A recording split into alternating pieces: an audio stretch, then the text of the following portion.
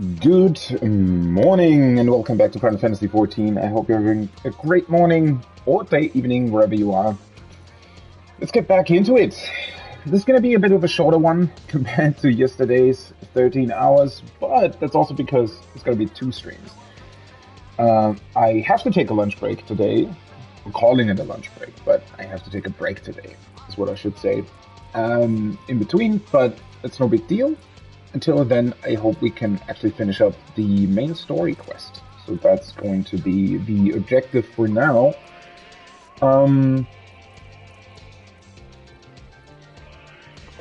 Also, I have coffee with me. It's going to help me since I just woke up, I don't know, 20 minutes ago. But yeah.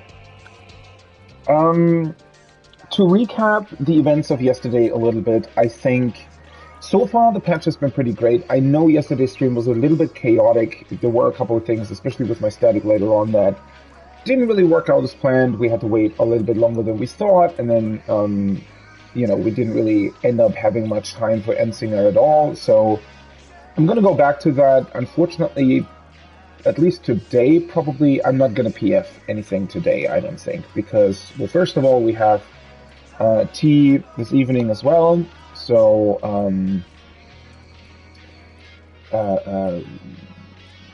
yeah, I don't really want to spend too much time in PF, and there is so much other stuff that I want to do. I don't really want to be stuck in PF, though that might be something for Thursday, to be honest, to maybe go into PF. I want to check out the Unreal trial this time around, right? So yeah, it's definitely going to be something that I'll be looking at. For today, though, as I said, mainly main story first, then a break, and then later on it's probably going to be dailies, leveling, PvP, probably a whole lot of PvP. I want to at least since the season is active until, what did they say, like 6.2, right? So I want to make sure that I get, I don't know, at least like 7 or 8 levels per week or something, so that, I'll be through the 30 levels for the rewards fairly quickly. And then we'll see from there. But to recap yesterday's stream a little bit, so unfortunately I had to do the MSQ first. I would have preferred to just very chill do the whole of the MSQ today. It's not a big deal. I don't really care at the end of the day. It's just it tripped me up a little bit because I didn't think that was going to happen. To me personally, not a big deal, though I definitely recognize that it's a bit weird for a couple of people, because I think a lot of people prefer to do the Alliance raid, especially on launch day, since it's just such a nice experience to do that when nobody knows what the fuck is going on. So it's a bit unfortunate that it's the biggest problem. It's not that it's branching off of the MSQ. That in and of itself is pretty cool, right? I think other quests branching off of the MSQ is a pretty good thing, because it grounds it a little bit more in the main story as well, right? Other events there are considered side quests only really happen because of the MSQ, and a lot of that stuff. The raids, even though they sometimes appear to be very, distinct quest lines that are separate from the MSQ, they always start with the MSQ, right? They always start at the end of an expansion, the point .0 expansion part, right?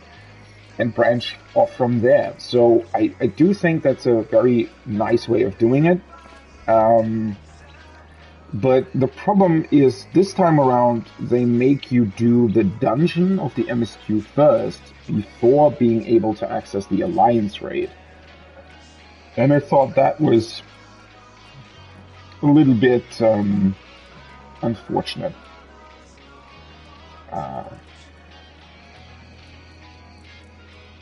Because I feel like that's...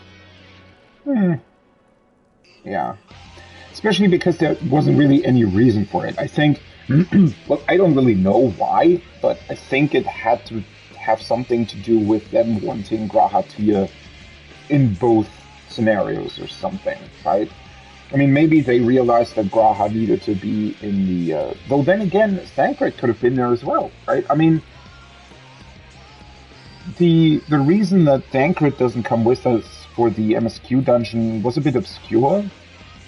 Maybe later on there is a good reason for it, but, you know, immediately it's not quite clear why he doesn't come with us, right? He just says, nah, you know, I'll leave this to you this time, and just goes away.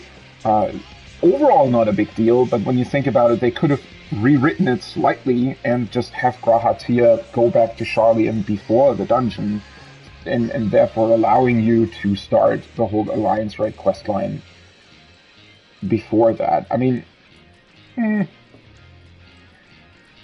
it's a bit, I don't know, it's just a bit strange. Maybe it's a case of them. I mean, obviously these aren't written by the same people, right? So maybe they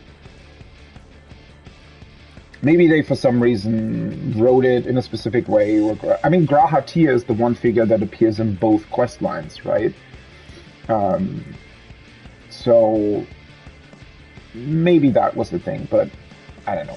At the end of the day, I think as I finished the Alliance Raid questline, I thought that was pretty cool. Obviously, we didn't hear that much about it up until this point. One thing that I wish the Alliance Raid line would have done, but that might be a thing that appears later, is that it also would have actually added to our new Unending Codex. Because I would have loved to reread some old information about the 12 that we might have gotten through, I don't know, Realm Reborn, Heavensward, right, the old expansions, to get a bit more information on that. Though I think that they've done it in a they've done that really well, I felt like. I'm definitely the most intrigued by this questline specifically. I'm not necessarily saying that the other Alliance Raid questlines are bad, especially Crystal Tower and Voidgate were both pretty cool and had a lot of really important information about the world in them, right? It's been a while since I've played them, right? So it's always when it's been years since you actually went through the quests and through the quest dialogue and stuff and see how it was paced and what kind of informations came up at what specific points. It's always hard to compare them, right? Especially since obviously when you're at the point where you're at the current patch, right? You always have to wait a long time for the next piece of story to come out, right? Obviously now we have the 6.1 story for the Alliance Raid, and the next part of the story is going to be 6.3, right? That's 8 months away. Whereas when I started playing the game, that was during patch like 3.5, I think. At that point, all 3 parts of the Voidgate questline had already released, so I played them through all at once. Same for the Crystal Tower, right? So it's not only has it been a while since I've done that, it also was everything back to back compared to now, where obviously I have to wait for the next part of the questline. Anyway, that being said, I do think that they've done that very well. They've introduced an interesting character with Derek that also has that cute Oppo with him. I do suspect that they're going to play a bigger role in the questline as a whole. I also think that I'm just missing something there that I should be aware of with him, but there's definitely something going on. He's not just a random adventurer that suddenly happened to find this realm of the gods, right? There's definitely a bigger thing going on there that we just don't know about yet. And I thought the whole thing was done fairly well. It was fairly well paced in that it gets to its points quickly, right? It doesn't linger too long on any specific thing, which is really good, right? That was a big problem, even though I'm a big fan of the Ivalice raid series in terms of the actual raids in Stormblood. The story of it definitely dragged on way too long. We got a lot of interesting characters out of that. Obviously, Fran, coming to Final Fantasy XIV, and also I always forget her name, unfortunately. The cute Aura scholar that also helps us in Bosja. She was also part of the Ivalice raid series, right? Ivalice as a whole also being a setup for Bosja later on is really well done as well, right? And as I said, the Ivalice raids, I think, mechanically are still the best because they were the most challenging in terms of the Alliance raids. Though I do have to say that this one is really, really good as well. But yeah, in terms of the pacing of the quest line, I thought that it was really good. It got to the raid itself very quickly, right? The setup was there. It was very, very quick. It didn't linger too long on anything. It was almost a tiny bit too quick, though obviously the whole reason for us coming to this realm of the gods seems to be that the gods want something from us, right? Clearly there is a reason why suddenly they revealed themselves to us. So them being sort of forward coming and doing what they want to do with us right from the get-go without, doing big speeches about something we don't know anyway. Yeah, I thought it was pretty neat. And then you go into the Alliance raid and it's absolutely brilliant. I thought the first two bosses could have had maybe one mechanic more each. But that being said, they're both very, very well done. The hammer part that moves the arena was pretty cool. I almost wish that was a thing the entire time, right? So the arena would be these hammer things that are moving around the entire time. But it does revert back to a normal arena as well. Now, I know it's the first boss, and it's doing it often enough to where it's still very interesting. But yeah, I felt like the first boss could have maybe had one more mechanic, but still, the hammer part is very, very interesting. And, when you first do it, you really have to think, right? I mean, you have to think, okay, wait, this is going to move, and then this is going to move. There are definitely multiple moving parts, and then I have to move as well. And then there's going to be another AoE where I have to move as well, right? I mean, the whole setup is really, really well done. And obviously the fact that we're finally fighting the actual 12, right? These mystical gods that we've heard so much about yet had no idea for the longest time, or still don't have any idea what they actually are and why they exist and since when they have existed. That just elevates the whole experience, right? And then I think the trash between the bosses, there are like 2 trash fights in the entire raid, I think. But they're both also very well done. They're short. Their HP is so that they're interesting, but also not too long, which was a problem in the last Nier raid. And they also had some neat mechanics, right? They weren't just a trash fight, they were practically a mini-boss, which is pretty good. And the second fight, I thought, was incredibly well done because it does something really, really interesting with the arena finally. Once you figure out the gimmick, mainly the fact that he can fist bump the meteor away from the fire gate, right? Once you figure that out, the whole fight isn't that complicated anymore. It's basically very, very easy to tell what's going to happen and why. But the setup is so interesting, being on that hand, right? And actually having, like, being knocked back into the finger of the hand, because they don't have such a big width to them, right? So that's still kind of a scary part, right? Where when you stand slightly off, you can still fall down. And I think that's It's really well done. It's just very interesting. It's finally a very, very unique spin on arena design. And in a way, like a very neat, albeit not very much existent callback to T5, right?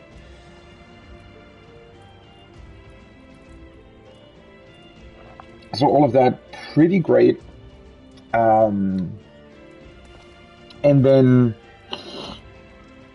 we get to the third fight. Oh my god, the third fight. So first of all, the raid starts being off visually interesting from the get-go, right? Especially also the mechanics in the first fight, that whole hammer phase and how it gets introduced and how the arena changes is very, very visually well done.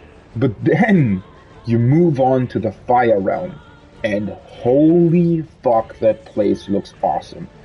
And not only does it look awesome, they actually have two awesome sort of setups for it.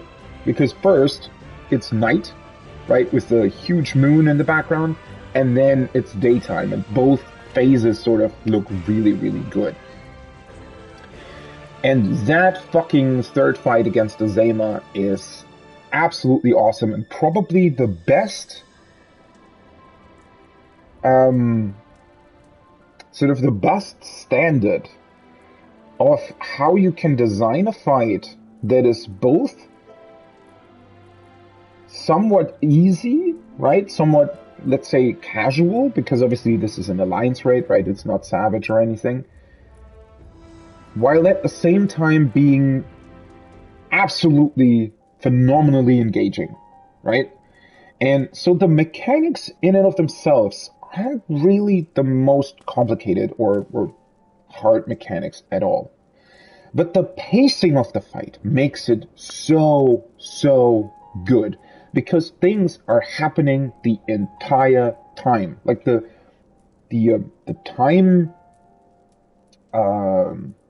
gap between what she does is really, really low. There's basically something interesting happening the entire time, and not only is there something interesting happening, something interesting is happening for everybody, right? Which can also be a problem. Actually, in Savage fights, it's a big problem from time to time, that especially when tank busters come out, for some reason those never happen with anything else going on, right? I mean, that's probably one of my biggest gripes, let's say, with P4S currently with the first phase, also with the second one actually, is that while our tanks are busy with the tank buster, nothing else is happening. I'm just standing there and doing my DPS rotation, right? Which is unfortunate. I don't think that should be a thing. And, well, obviously it's different at Ultimate, but considering that P4S is supposed to be the hardest Savage fight currently, right? The difference to Ultimate shouldn't be that much, right? Ultimate's difficulty also comes from the fact that it's just way longer, and there are just way more different mechanics to remember and to execute. But the fact that the tank busters are so laughably easy in Savage, that's not really a good thing. And comparatively, and that's what I was going to say here, is that Azema's fight in this Alliance raid is really, obviously it also has tank busters, right? But the pacing of it works out to where for a casual fight, you're actually on your toes quite a bit, right? There is something interesting happening the entire time. And also it helps that it's visually very, very well done. Yeah, I'm just a really, really big fan of the fight. And then we get to the last one. The last one, I think, is... the only problem with the last fight against Nordthal is that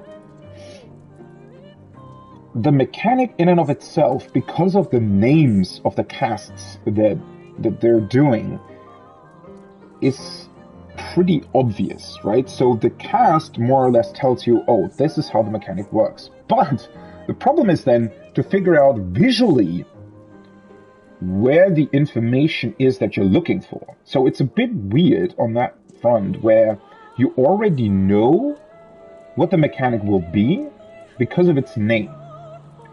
But you're then sort of just visually figuring out, well, what the fuck am I even supposed to look at? And I thought that was a little bit, I have to do it a couple more times, but I thought that visually it could have been a bit clearer what the fuck is supposed to be above, what is supposed to be below, and what colors do they actually have, right? Is it thunder or fire? So I thought that could have done a bit visually clearer, but other than that, the fight, I mean, there are so many just really, really good things about this Alliance raid, right? I mean, all of the designs of the 12 are awesome, but Northfall in particular, right? How they designed him being two people at once, that is so neat. That is such a cool idea. And, well, the awesome music, right? The awesome music is, wow. I mean, obviously Nier had the big advantage of its music, right? Without the really, really good Nier music, I think I would have enjoyed the Nier raids even less than I did. I mean, comparatively, that's the biggest strength of the Nier raids, is that they're just visually and thematically so different from everything else that makes them inherently interesting, right? And the music being this cool, especially the music in the last fight of each Nier raid, being this cool mashup of Nier and Final Fantasy music that are really, really well done, is absolutely awesome, of course, right? And the same goes for the visuals, for the mechanics, that they translated the Nier mechanical visual things into Final Fantasy mechanics. That is also really, really cool. The problem is that once sort of that shiny part is over, the mechanics of the Nier raids, I think, were a bit problematic in a certain ways, right? Sometimes they were way too easy, sometimes they were just a little bit annoying. The Nier raids are missing fun mechanics, I think. Mechanics that are well-paced, that keep you on your toes, like in the Azema fight, right? I feel like the Nier raids are missing that, unfortunately. Otherwise, right, visually, in terms of the music, right, the setting, obviously makes it really, really interesting because it's such a big departure from the rest of 14. But it's very, very interesting that with this Alliance raid, they prove that even though obviously it's a Final Fantasy setting and it fits with Final Fantasy a lot more compared to Nier, they still manage to pretty much pull off the same thing, where it's visually really, really interesting. It has great music as well, and the mechanics are fun, right? That's the big part. And I thought that the last fight, yeah, it had so many unique spins as well. The fact that 3 people get sort of copied and enlarged all of a sudden, right? I mean, yesterday when I did it the second time with my static, I killed myself with an auto attack because the tank died, and then suddenly I was the big dude, hitting everybody, and suddenly I got aggro and killed myself. I don't know. It was really, really fun. And the whole weighing mechanic is also pretty cool. So all of that, really, really awesome. I really like that. And then they actually go back to the places where the 12 are being worshipped in the Realm Reborn areas, which I thought, or not the Realm Reborn areas, but Eorzea, because we went to Ralga's Reach as well. I thought that was a neat spin. I had kind of hoped that we would actually go to all 4 locations, which we kind of didn't, but then again, it comes back to the pacing of the story, right? If they would sort of force you to go to all 4 locations, in the grand scheme of things, that wouldn't have really, because the reason why you're doing it is to figure out, well, have these beings always looked like this, right? Are they primals? Are they something else? And that's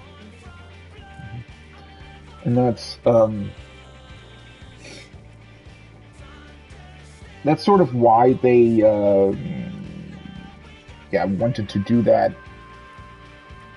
In terms of the pacing of the story, it makes more sense to do it this way, right? Because At the end of the day, we go to Rawler's Reach, and we already know most of what we wanted, and then we go to Ul'dah, to where Thal is being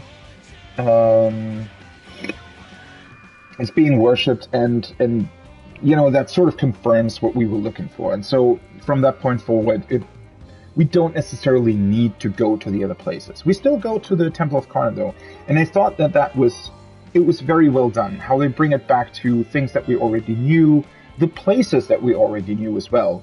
Especially, I mean, that wasn't necessarily for me. I know about that, obviously, but in 1.0, I think, before the Battle of Cartno and before Dalamud Falls, you actually have to go to these places, right? Because in the cutscene that leads into 2.0, right, the big CGI trailer for A Realm Reborn, they try to summon the 12, but it fails, right? But they show the Scions being at those places of worship. It's just pretty neat that now they're bringing it back to that. Obviously they have to, because that's the whole point of this Alliance Raid series, is to explain what are the 12. So we have to go back to these places, but the fact that they actually do, and do it so well, you know, really shows how much they care about them being well written. Because, well, yeah, otherwise, obviously, it wouldn't have been so well done. And well, now we need to wait for 6.3 and figure out what's going on with them. I mean, at this point in time, I really can't tell. It does seem to me as if the 12 might be some result of the Sundering, potentially, or might even be, they might have existed even before Sundering, but have been split into 12. We don't really know at this point, but it is clear that they're very, very old and ancient beings, and apparently not primals. Which, yeah, also obviously is going to be a question moving forward. What the hell are they? Why do they exist? And also, it seems like they might be guardians of the realm, they might be guardians of the world, but they haven't done that much overall, apparently, maybe, right? We don't really know. We don't know how powerful they really are. We still don't really know a lot, so that's going to be absolutely interesting. Also, the fact that we pretty much know that we're going to fight the other 8 of the 12 that are still missing in the 2 remaining Alliance raids is pretty awesome. Because if they're going to be on the same level, both visually and mechanically and that kind of stuff, right, then it's going to be an absolute treat going through these Alliance raids. So that's pretty awesome. Other than that, just to wrap it up, yesterday, I mean, we went into Endsinger, we managed to see Enrage once. If we had done like another 30 minutes with everyone, on board, we probably would have killed it. But it got late, people were tired, and one of us also had big internet issues. I mean, I myself had like a slightly higher ping, it's never really fun when that happens. I know that it's not a big deal overall, but it just feels like, it feels sluggish, right? And that's very unfortunate, right? It takes away from the enjoyment of playing the game, and yeah, well. I'm slightly disappointed by the Endsinger fight overall, but I think I'm going to go into that more once I've actually killed it. But just, I think that it needs a bit more variation. It feels like they didn't really know how to properly implement multiple phases into it. I don't know, but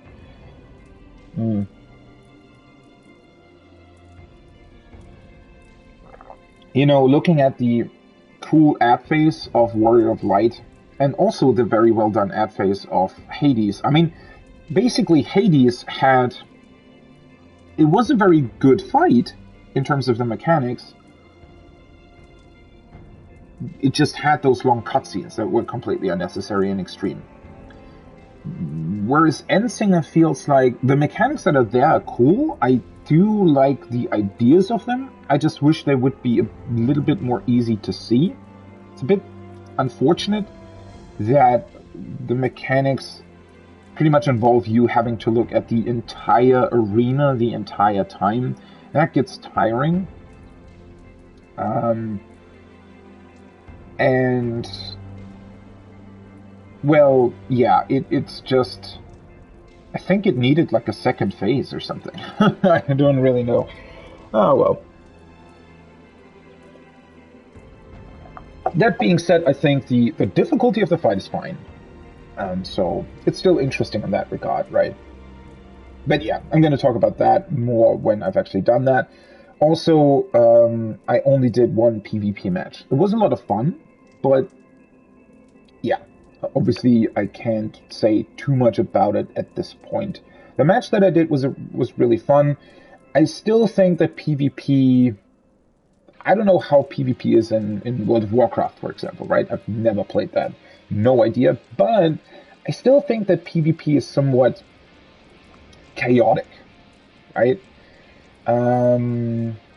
Which can make it fun as well, obviously, but it's... You know, usually the multiplayer game, if I try... Obviously, it's very hard to compare to something like Destiny, for example. But the thing I feel like in something like Destiny being a first-person shooter, is that, you know, you can be more in control of your own pacing, right? So you can decide when to run out from cover, for example, and I don't know, it just feels like... But maybe that's also because I'm just not very experienced in Final Fantasy PvP, but it's just... In terms of its decision-making, especially in terms of the positioning, because that's what I enjoy personally in first-person shooters a lot. What I enjoyed in Battlefield 4, what I enjoyed in Destiny, is your sort of positioning on the battlefield, right? What kind of cover lines do I use, and why? Where do I want to go? And how do I move from cover to cover in order to advance whatever thing I'm trying to do? And that is the thing that I'm definitely missing a little bit here. But that being said, yeah, I just have to play it more to really figure out what do I like about it, what do I potentially not like about it. The PvP skills, I thought the PvP skills were fine in Shadowbringers already. They have revised them sometime during Shadowbringers in like a big way. And I thought that was also pretty well done already. At least during Rival Wings, the few matches that I did play in Shadowbringers, they were pretty awesome. I liked it. So the changes that they've done now, I don't know. Can't really say too much about them at this point in time. I do like the idea of having individual limit breaks. I think that works a lot better than what we had before, and incorporating the limit breaks into your actual, let's say, PvP rotation, right? For example, on Summoner, making Bahamut a limit break instead of just part of your usual rotation, I think works better because, yeah, well, this way it feels a lot more impactful, and it makes it just makes more sense in terms of how it works out. Yeah. Okay. Let's actually get into it. I've talked for like 30 minutes, but I just wanted to get my thoughts out about the stuff that I did yesterday, and yeah.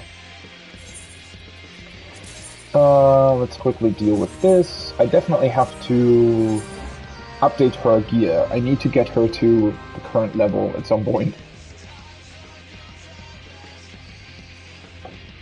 Because she's level 73, but she's, I think, still doing the, like, level 65 ventures or something. Okay, she's also sold something. Okay. All the damn fish that nobody's buying, I swear. God, the crap. 829. Let's change this as well. Oh, for fuck's sake. I swear, like, I don't know, I didn't feel like the PS5 controllers had such a big problem with the D-pad at all in the beginning, and now it feels like I'm constantly hitting. Like, there's definitely a problem with these PS5 controllers in terms of the D-pad. It was a big problem in Elden Ring. Because obviously in that game, that's how you select your weapons. So what always happens is, because I'm doing a claw grip in Elden Ring, right? Why do I even do that? Oh, right, because obviously I want to move still while changing my items, right? So I'm going to keep my left thumb on the analog stick and then use my left pointing finger to go to the D-pad in this like claw grip to change the item. But the problem is, how it works out is that I'm hitting the down D-pad button at the top, right? Rather than on the bottom of the button. And hitting the down button at the top means that you run a risk of actually also activating the right or left D-pad, which shouldn't happen if you only press the down button. Unfortunately, it does happen. That is a big problem. The D-pad on the PS4 controllers works out differently, but also maybe that's just because these controllers are still somewhat new that it happens this way. I don't really know, but yeah, it's a big problem. Also, things are happening the same way, or the actual way that I predicted they would happen, which is people seem to finally be buying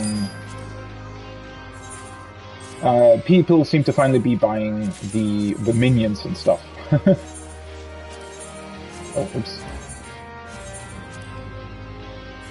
Right, that does remind me, I desperately need to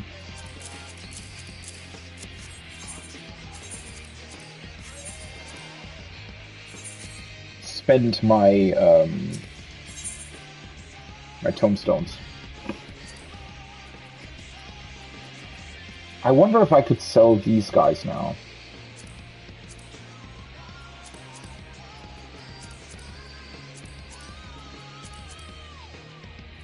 Because it seems like people are buying a bunch of minions because now it's easier to figure out which ones you're still missing, right?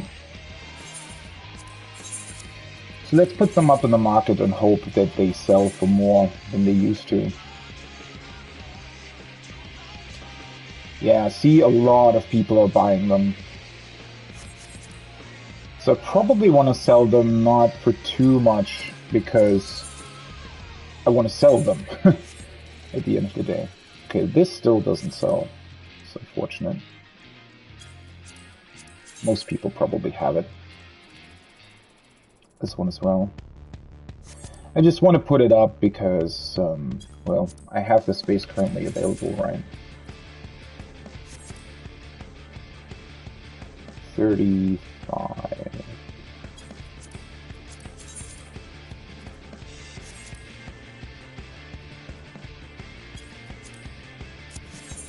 At least this way, one of my retainers is finally at 20, selling 20 items again. Yeah, it's fine.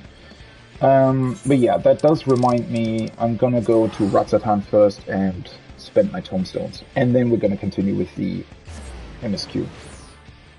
Wouldn't the MSQ be in Ratzatan anyways? No, where does it continue? Oh, Akyali. Well, almost.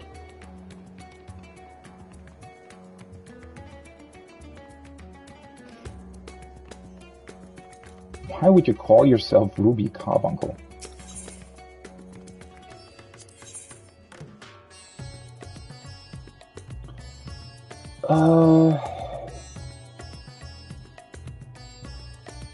Do I just want to buy 15 of each, or do I want to do that differently?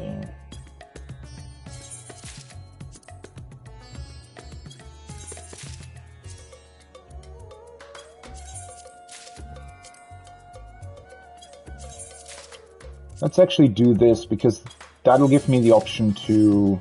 At least I still have 500 tomestones, so that gives me the option to potentially buy stuff that I would need for crafting, if I wanted to. Well, the horsetail is still on. No, never mind. That's the old stuff, right? I could adjust the prices of these, maybe. Let's see, 27k potentially. Something like this. 41, yeah, that's still fine. It'll never sell anyways. 29. Okay. This needs to go onto the other retainer, I think. 819. At least they're finally selling again.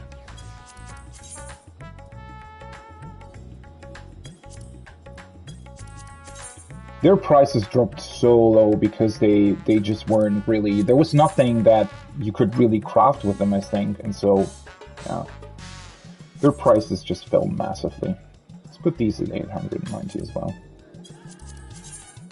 At least I'm getting a little bit out of my tomestones this way. It's not much, but... oh well.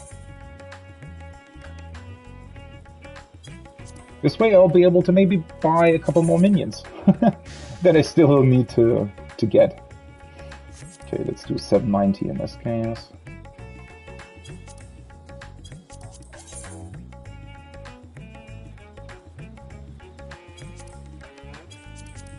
It's just doing 5 stacks usually, you know. Usually I'll do 10 stacks, but in this particular instance, I think this makes more sense. These are never gonna sell, are they? Just do 190. Okay.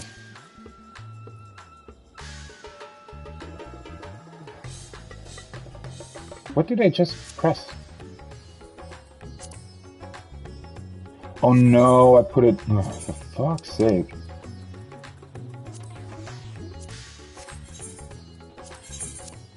How was that?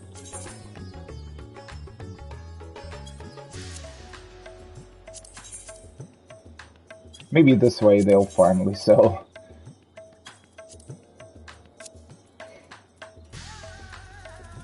And then let's put these on the market. 890 as well.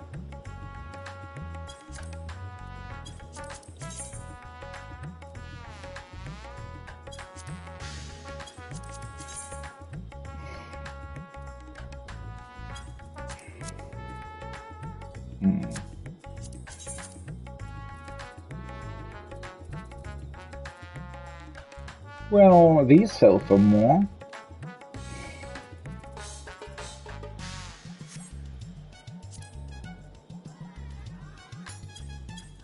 But let me... wait. Let's return these to the inventory and put up 2 stacks of them for 970 maybe.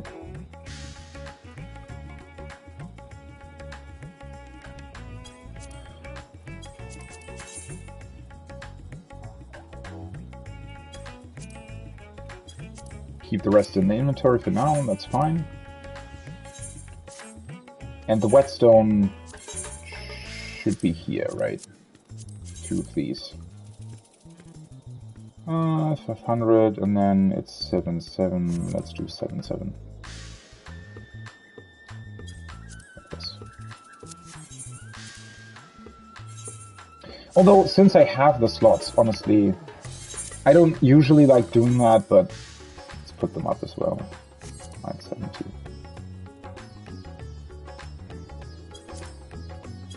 At least that way I'm finally utilizing my slots and my retainers again.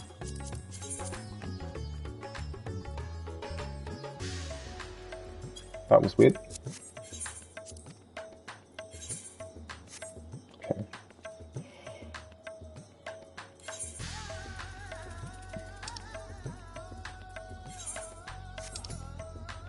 Alright. Now that we're done with this, I can finally return to the MSQ, and I'm gonna change my outfit back.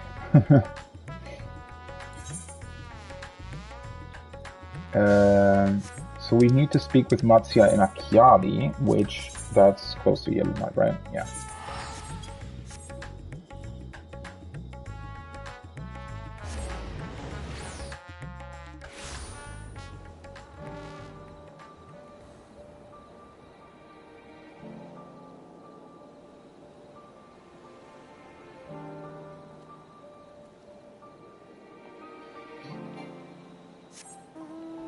Alright, let's get back into MSQ. So we left off the MSQ pretty much, well, shortly after we did the dungeon. We talked to Vitra, or rather to Vashan,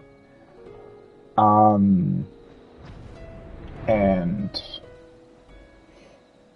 we went back to Charlian.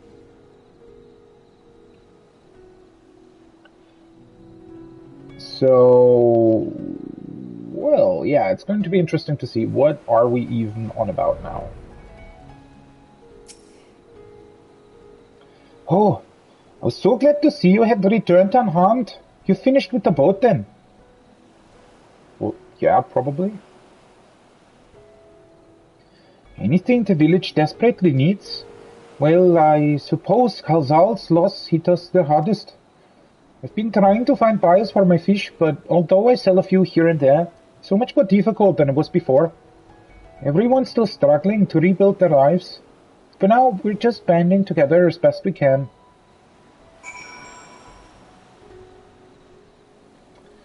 Right, why did we... let me actually take a look. Does it... oh, Washan. Right, that's what it was. Okay, yeah, we met up in the High Crucible, you know, the alchemical thing in Ratzatan. And Vashan, or rather Vitra, since it's technically his, more or less his, or rather Ratzatan's treasure that we found, he wants to distribute it among the locals because, well, that's why he saved that treasure in the first place, because he wanted to have money for bad times, and now he thought that, you know, it should finally come to actually distributing the wealth that he amassed over the centuries. We're supposed to find out what to best spend it on.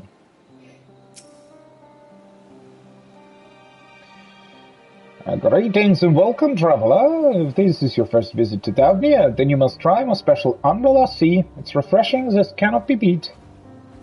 You fucking know that we've been here a couple of times already, right? What could such a wonder cost, you wonder? Normally I part with 3 bottles for the generous price of 19,800 gil, but for you, I am willing to go as low as an even 10,000.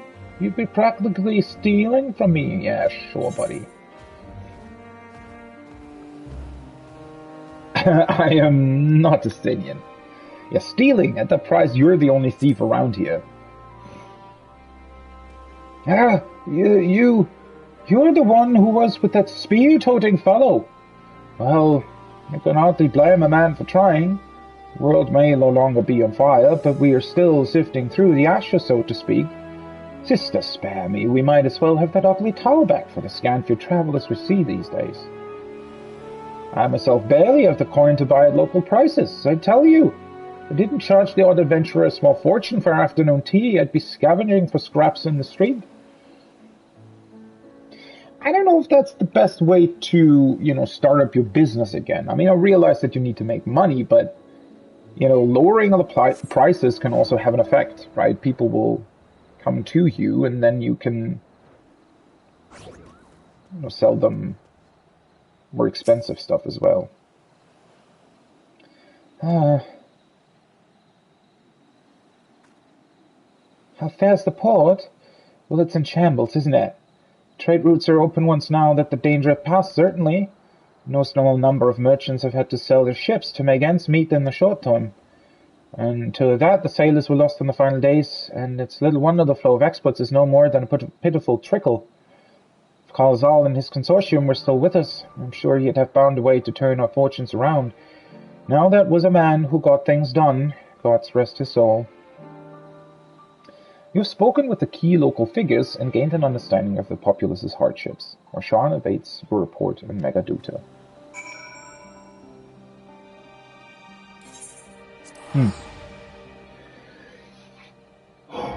Well, so we need to find boats, sailors. It's not as easy to get these things, right? Obviously. Alright, we need to get to Megaduta. Oh, I also... There's always so much going on, right? In terms of the things that it can still do. You know what? The role quest, the combined role quest, the new one, I'm probably going to do tomorrow, just due to the fact that I also want to get back into dailies and into PvP and stuff, and so, you know, let's finish the MSQ first, and the role quest I'm going to do tomorrow, I think.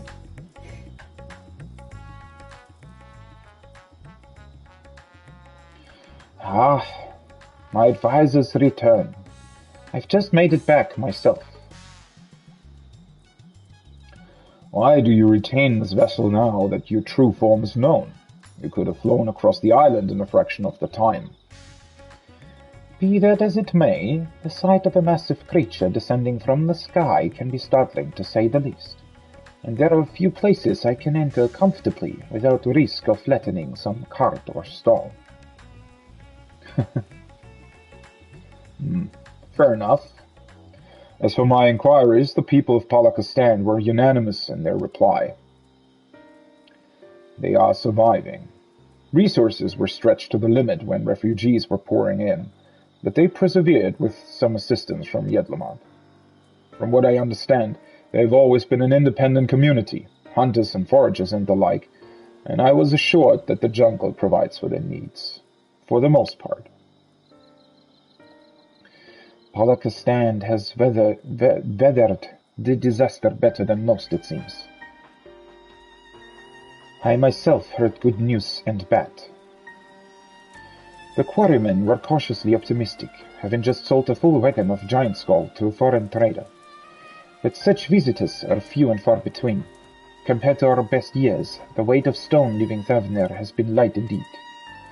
Our nation is small and isolated, its prosperity dependent on a steady stream of exports. We must identify any obstacles to the flow of trade so we may begin working to remove them. Tell me, what did you learn in Akyavi and Yeldamat? Well, they don't fare that well, theoretically. I see. Without a dedicated buyer, the average fisherman must struggle to offload his daily catch. Which is why I believe we should first address the lack of ships and shortage of able-bodied sailors in Yedlamad. I am reminded of a child I spied as I made my way back to the palace. His father lost at sea when the beasts sunk their vessel. So many variations of the same tragic tale, repeated over and over.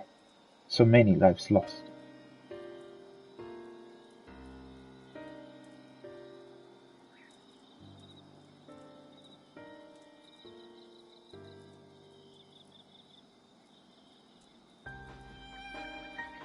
Enough grief to drown in if we let ourselves to be overcome. But we will not. I will consider the perspectives you've brought me, and devise a plan to help my people confront this adversity. Come, I would like you to be in attendance when I announce the proposal to my assembled functionaries.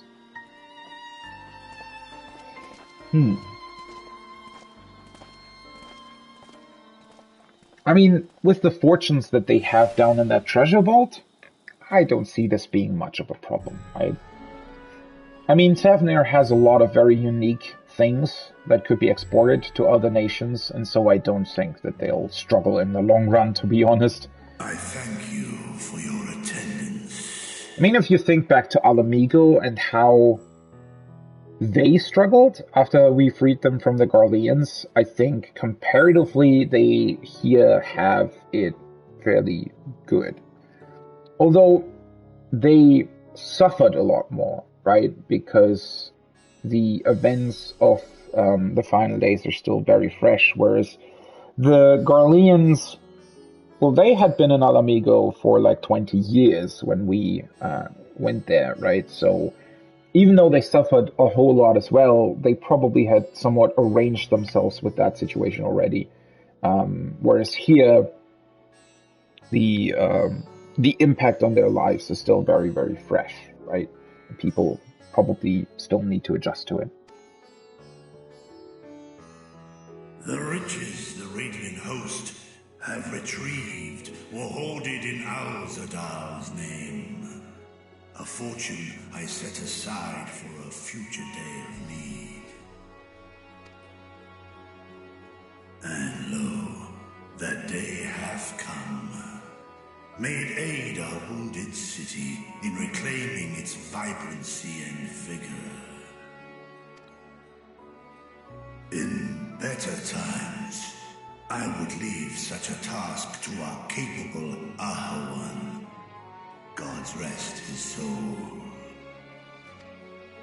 Finding myself bereft of his counsel in the here and now, I will assume the responsibilities of mine office directly. Firstly, the treasure shall be sold for more convenient currency. Thence, invested into the trading port of Yedlamad. Our merchants must have their operations restored, their ships rebuilt. Commerce must flow once more. None were spared the tragedy of the final days. Of this, I am well aware. But an absence was created by the loss of Karazal's consortium. And by filling it, we provide new means for our fishermen, our artisans, and others to bring their wares to distant markets.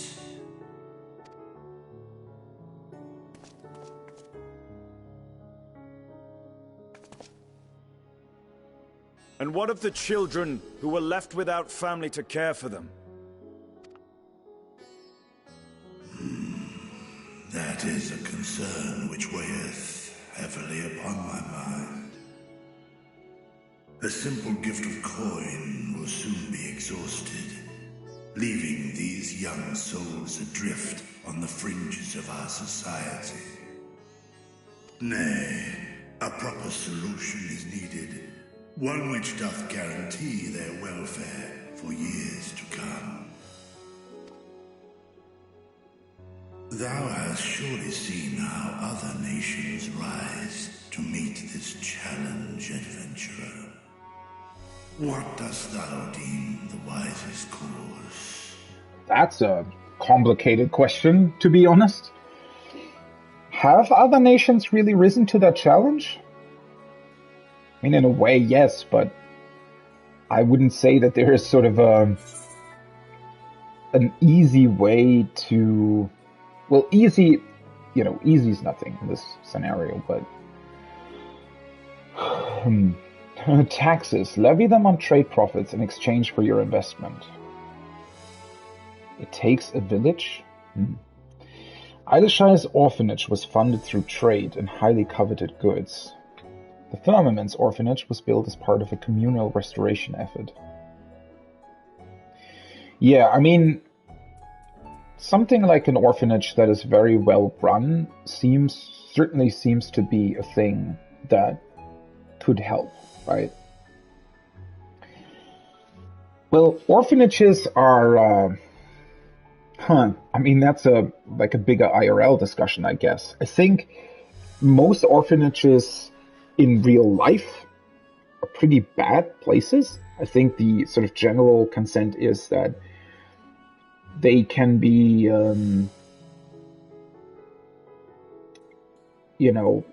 pretty bad overall. But I think, well, first of all, I think that sentiment stems from orphanages over the last, 40, 50 years, right? And I think there's probably been a lot of really, really bad examples, pretty much in the entire world for that. I do think that an orphanage could be run well, right? If the people really tried, though, that takes a lot of people probably, and also a lot of people that know what they're doing and are, committed to the cause, I would say. That being said, I honestly don't know that much about orphanages in our current day and age.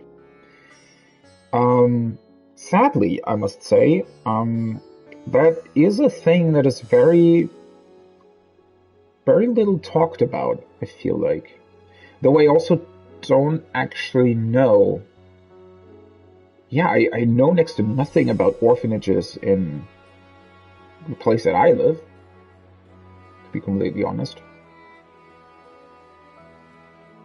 Well, I think one reason why orphanages should exist at all is because there isn't really any alternative for it, right? If you're not able, because it's unrealistic to expect you to be able to find other homes for these children, right?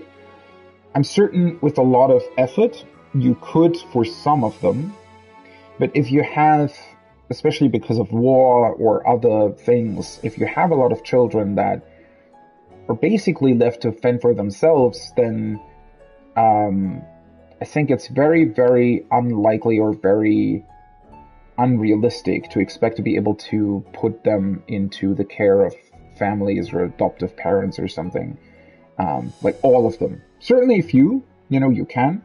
And that should be the ultimate goal, right? I think the ultimate goal at the end of the day should always be that these orphans should go into actual families, be adopted by somebody who wants to care for them, because obviously that's a much better way to raise a child than sticking, 20 or even more of them together in an orphanage. Even if you have a lot of staff and well-trained staff there to tend to them, at the end of the day, it's not an exchange for having actual parents, or at least one parent that wants to care and tend for you, right? So that should be the ultimate goal, but also realistically speaking, right? Being really, really realistic about the situation, I think it's probably impossible, I would say in most cases, to find some sort of adoptive parents for everybody, and so orphanages would still be needed to some capacity. In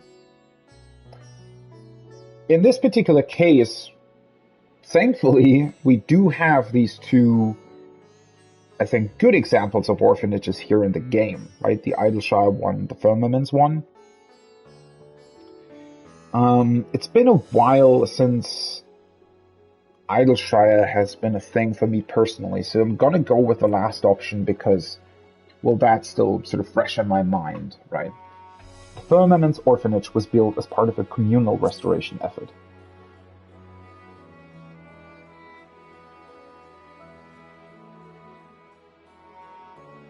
Of course, the revival of trade can contribute to the building of a new institution.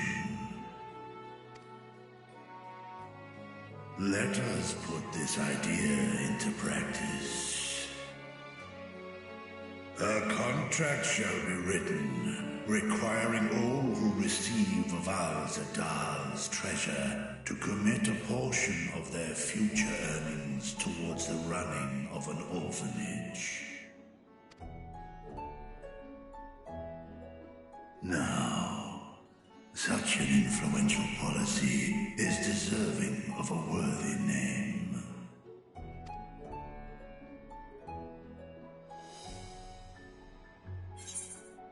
Oh, fuck.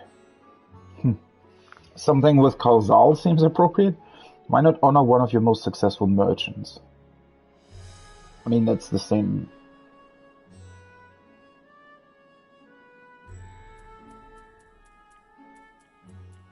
Let's just go with the second one. Just seems a more natural answer. I don't know. A successful merchant? I believe I see thy reasoning. Karzal should be remembered, not as the blasphemy which terrorized Thavne, but as a hard-working and generous man who brought much wealth to our shores. among you object to this proposition. Many here lost loved ones to the beasts.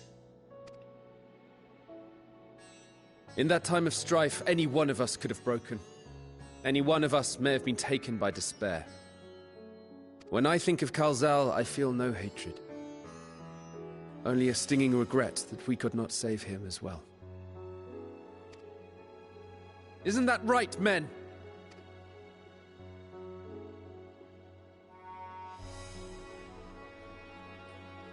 This bodes well for that boy. Murad, was it? Perhaps he can cut ties with that shady peddler. Oh, I don't know. The peddler didn't seem too bad overall. I mean, obviously he was screwing over people, but... Henceforth, this initiative shall be known as the Kalzal Foundation. It's a pretty cool name, not gonna lie. Nabdeen, thou art to assemble a patrol and ensure that no child in this city liveth in squalor.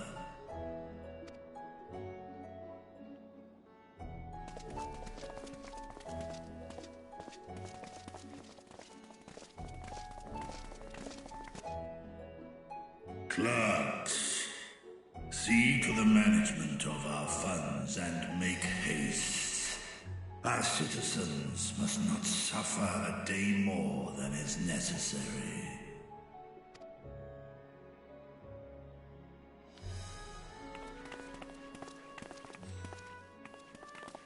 Dragon and man, side by side in pursuit of a brighter morrow. Reminded of Ishgard. True. It's actually really beautiful to see.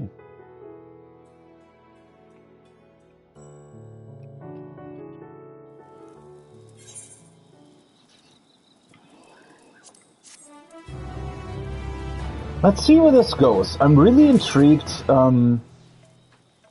what the MSQ will still have for us.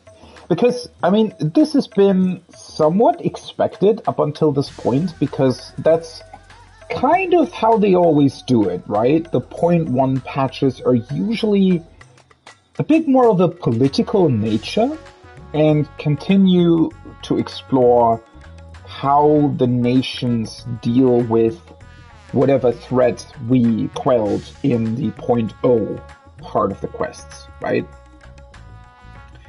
And I find it interesting, even though this patch is titled A Newfound Adventure, that it is very similar in nature to the other 0.1s. And I don't mean that in a bad way. I very much enjoy those patches because they ground the whole story even more, right?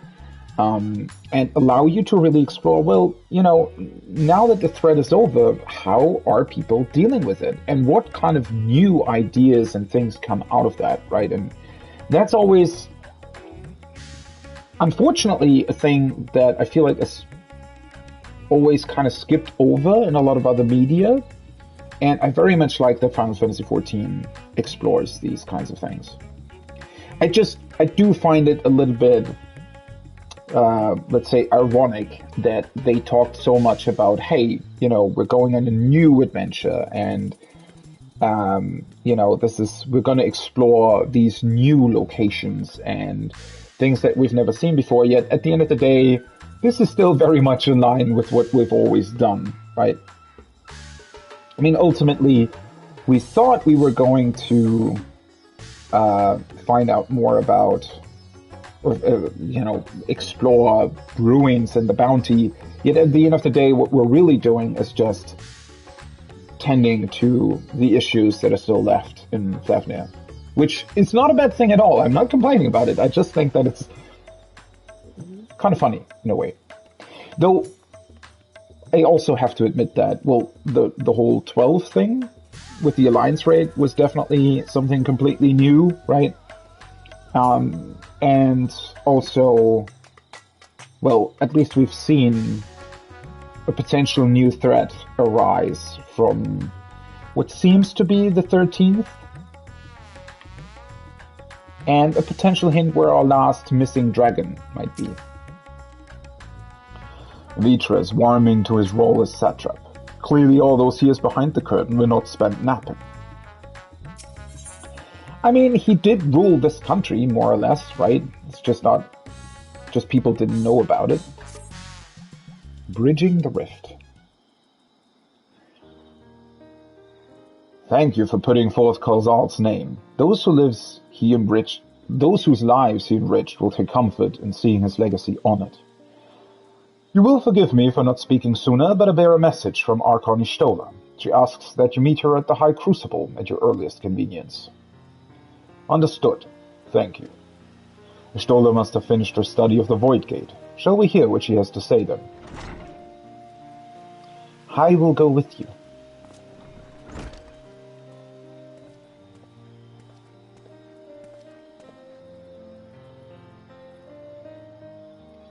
I thought the satrap would be too busy setting up the foundation. My clerks have been well-oiled cogs for this administration since before Ahewan assumed the office. They understand what needs to be done. And I am curious to learn what conclusions your Archon has reached concerning the gate's unique construction.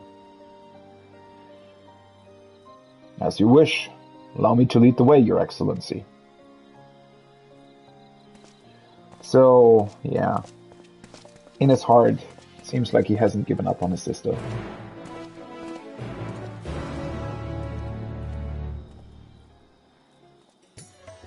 Aww. Thought it might take us there directly, but oh well. That's, I think the Aetheryte Plaza would be the next location, yeah.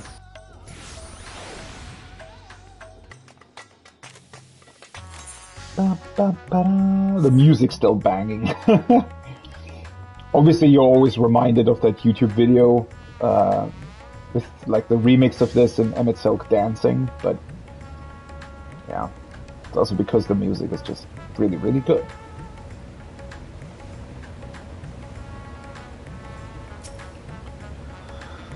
For one who claims it is too late to save his sister, Vitra seems awfully interested in whatever revelations Ishtola might have to share.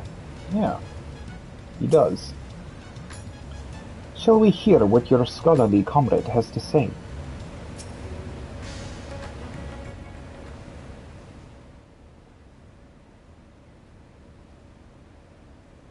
Right, here we all are.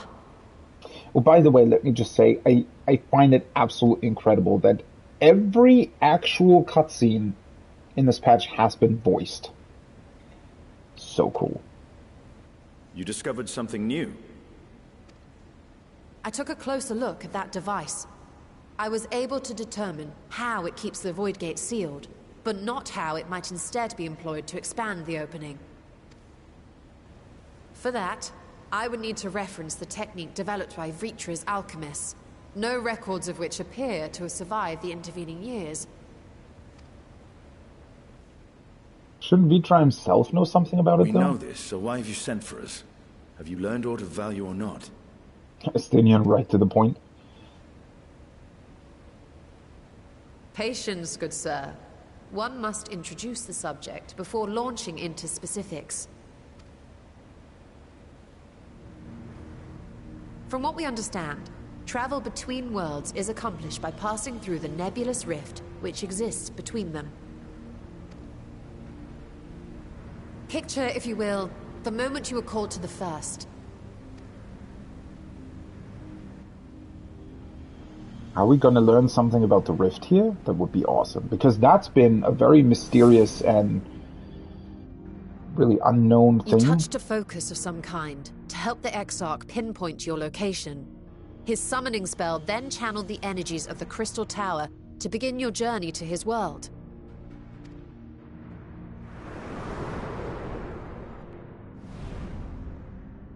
The magics tore a hole in the wall separating source and shard, and cast you into the intervening nothingness.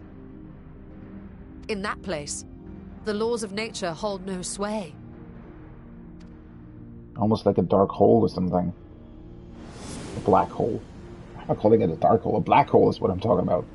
Yet even through this realm of temporal and spatial instability, you were borne safely to your destination in the first.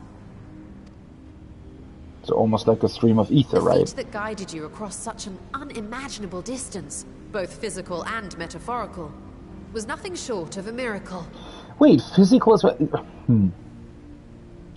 The physical distance between the shards and the source does seem to be of significance, right? I mean, as we've learned, something told us that yesterday as well, it's in the unending codex, right? The description of that event mentions that of the calamities. I think some entry there mentioned that the physical distance matters, which is weird because, yeah, the nature of the rift is still very unclear. It seems to be as if the shards are some sort of pocket dimensions, right? Technically, if you leave Aetheris to go somewhere else, let's say to the Dragon Planet or to the planet where Omega came from, those planets only exist once, right? There is one universe, one expanse that leads to other planets. Yet somehow Aetheris has been split into 14 pieces that sort of exist somewhere, but only in this location of where Aetheris actually is, right?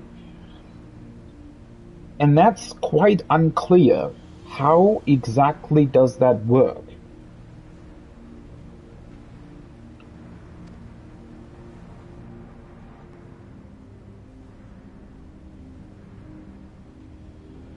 Almost as if Aetheris is like a black hole. Voidsent found in the source.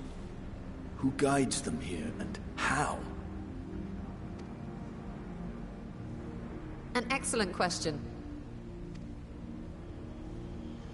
Though there are several methods by which the Void's denizens might intrude upon our world, the rituals of summoning are the most typical. For example, let us consider the Gargoyle, a creature of middling power. By the way, I love it so much. This basically loops back to 2.0, right? And not only 2.0, this basically loops back to quests that you're doing while you're like level 10 to 20 or something. Because those are about Voidsent a lot of the time, right? And yeah, that whole method, or the reason for why Voidsent exists on the source, has never really been explored. They've just been this nebulous enemy that just at the time seemed to exist because they needed some sort of enemy, right? Sort of your very typical fantasy, oh, these are dark creatures summoned from some dark world. But the twist that the Voidsent actually come from the 13th Shard, the twist in and of itself is obviously really, really cool, but it does bring up a couple of questions that so far have not really been answered, even though we have done a lot of investigation into the subject. And yeah, as I said, especially during the Shadowbringers role quests with Unol Karhai and everything, we have been exploring other information about the 13th Shard, yet these particular sort of events we haven't really taken a closer look at. Just quite interesting that we're doing it now, and I really like that.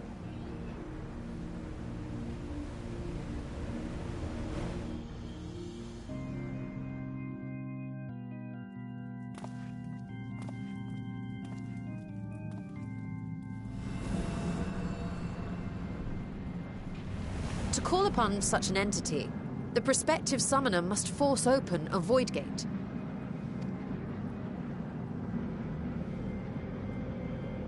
The portal lasts but a moment and is relatively small, allowing only an imp or other lesser being to squeeze through with their physical body intact.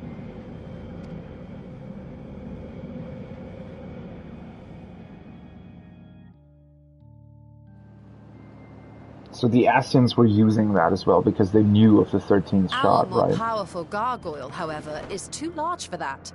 Creating a gate big enough for him would require vast amounts of energy, far beyond the reserves of any one mortal practitioner.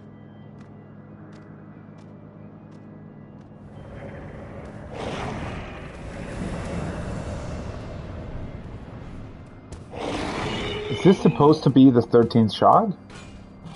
Instead, 'tis far more common to bring over only the entity's soul. We had a taste of that ourselves when a certain exarch dragged us to the first. Oh, okay. Well, that makes sense. So they still exist as sort of physical creatures, but...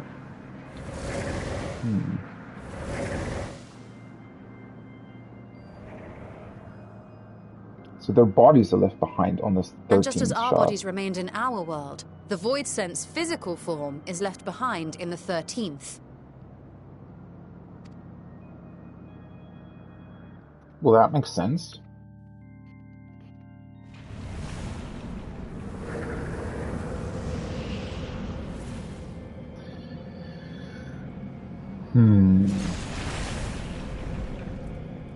Once at its destination, the summoned soul is granted a temporary shell to inhabit.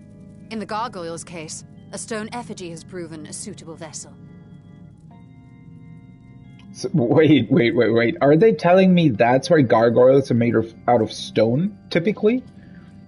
It's just because they decided to put them into a stone vessel, not necessarily... The gargoyles themselves on the 13th are not made up of stone. Oh, that's so cool. That is such a cool explanation. Well, that does bring up one question, though. How the hell was Graha able to actually provide the normal bodies for the Scions?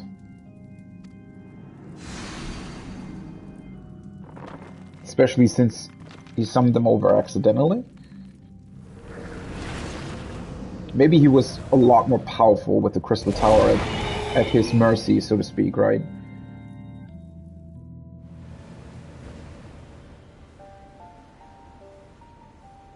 Wait. You said that Voidsent must be called here deliberately by someone in the source, reeled in like a fisherman with his catch. Yeah. And so well, the reason why a lot of Voidsent exist on the source is because I think when the Ascians sort of... the Ascians first tried to rejoin with the 13th and the source, right? That was their first course of action, more or less. And it took them a couple of thousand years, apparently, I think, is what we learned. But they failed with that, right? And subsequently, they obviously succeeded in their rejoinings, although it always took a long time. But the interesting part here is that they still utilized the 13th, right? Even though it was sort of lost, they utilized the 13th in a couple of different ways to still, use it for other rejoinings, so to speak. Which is, as I said, more or less what's happening sort of at the start of the game, right? When you fight Voidsent as threatening enemies. I think isn't that one of like the first bigger quests or battles that you do? Isn't that like is it level 12 or level 18 or I don't know, somewhere in that level range there is this battle where you first fight against that lesser Ascian and one of the creatures that he summons. That's an instance battle on like a very, very low level. And, the reason why I'm bringing it up is because it goes to show that the Ascians and the quote-unquote lesser Ascians that they employed, they utilized the Voidsent that they could bring over from the 13th to bring about chaos and destruction at the end of the day, right?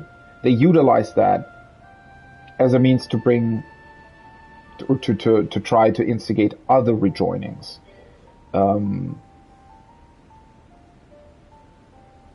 Which, it makes sense that they would try to use the 13th for something, even though it was technically not being able to be rejoined anymore. Which, yeah, I mean, the 13th is very, very special in that regard, and I suspect that it's easier to bring stuff over from it because of that, because it was already sort of taken over by the Void. Its ethereal sort of boundaries are probably a lot easier to overcome compared to the other shards, right? Exactly. For a being to navigate the chaos of the rift, with or without form, there must needs be a guiding agent on the other side.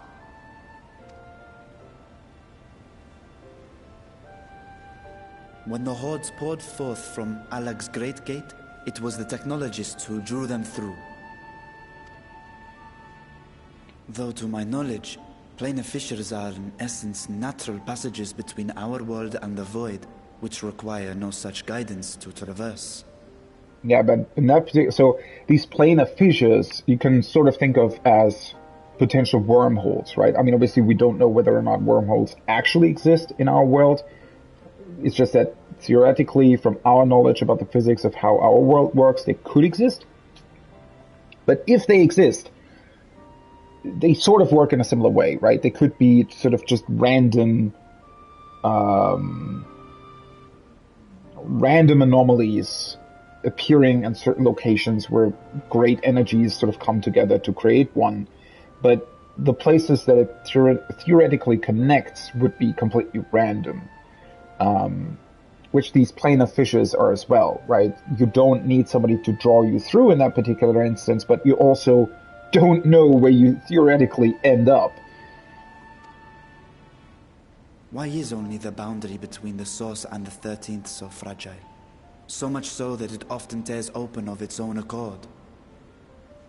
Yeah, because they were already tried to be rejoined, but it failed. I believe solving that mystery is key to understanding travel between the Source and its reflections. So in a way, it almost feels as if the Ascians almost succeeded in rejoining the 13th and the Source. It's just that the 13th still exists as the Void, but it's somewhat close to being rejoined, right? I mean, a connection is already established. I mean, that's why the calamities exist, right? The way Emmett Selk was explaining it is that the calamities sort of break open a particular form of ether, right? Let's say wind ether. And the corresponding shard will then sort of be drawn into the Source because the particular connection of that specific type of ether is being opened, right? And through the destruction that the calamities bring, that sort of connection can be established, right? And it feels like the 13th, although it hasn't really been rejoined, somehow that connection is still somewhat open, right? And so, yeah, these sort of random fissures will appear.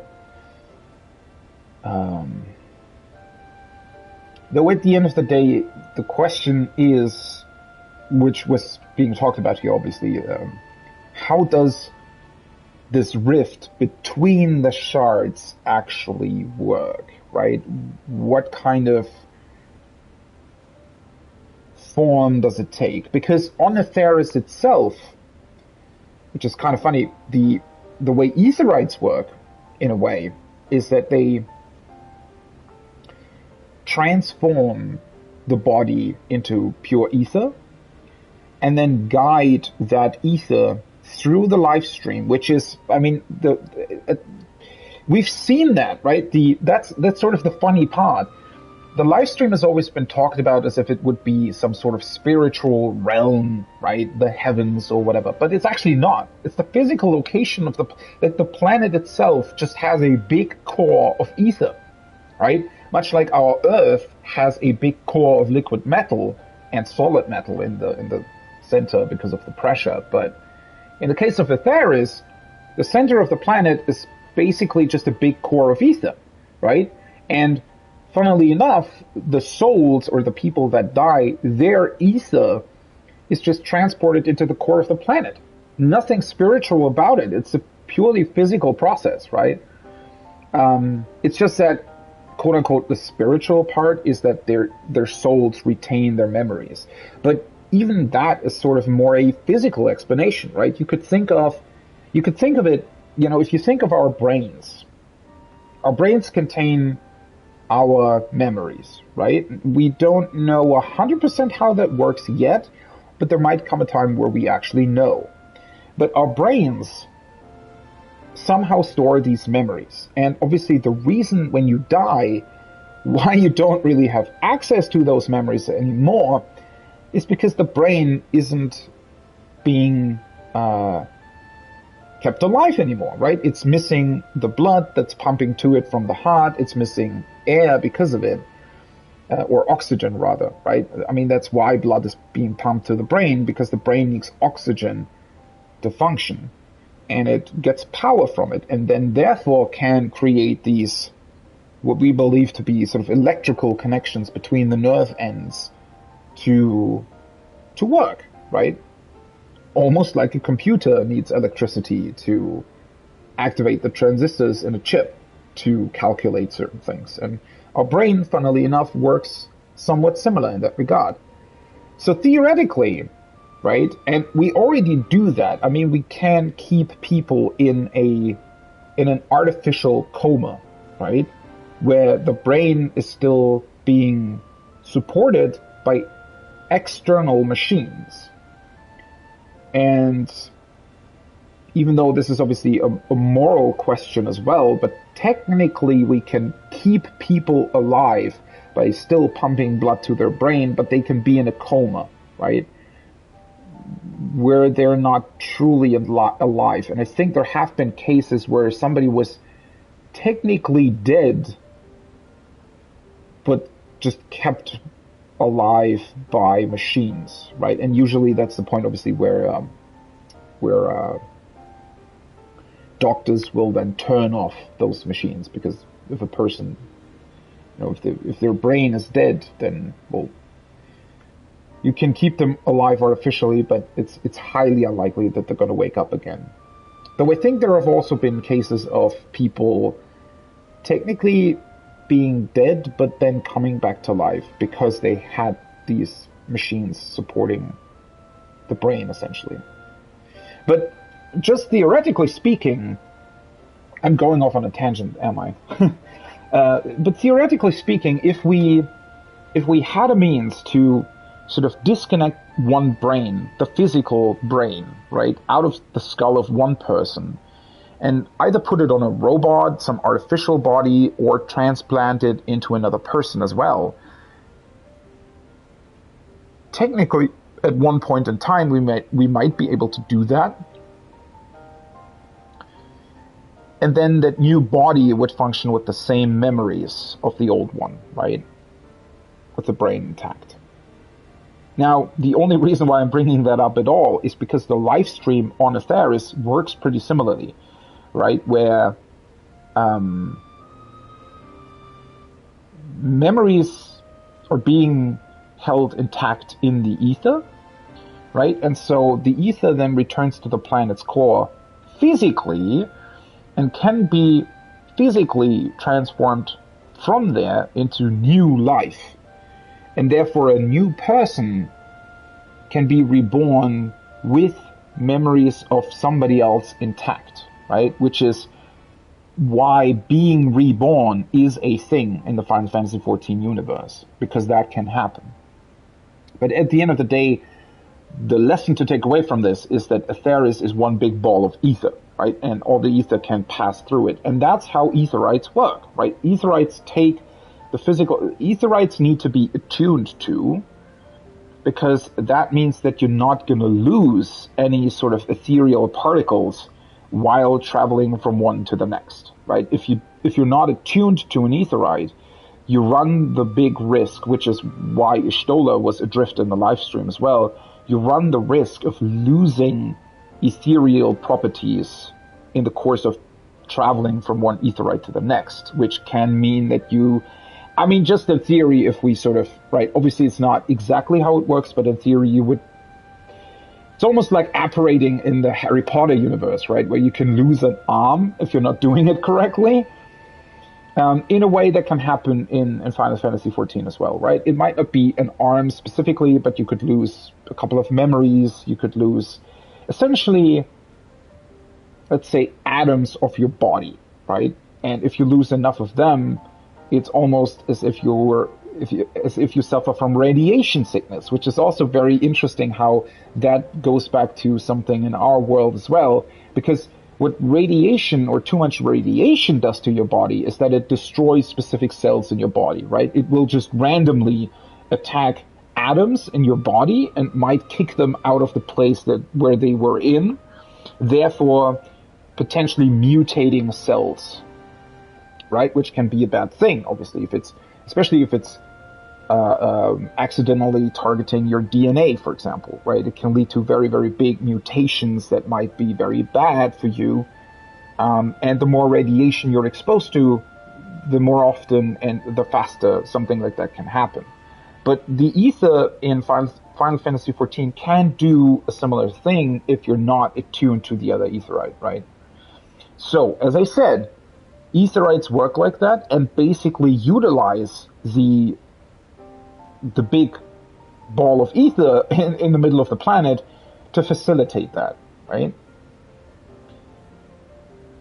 But how does the rift work?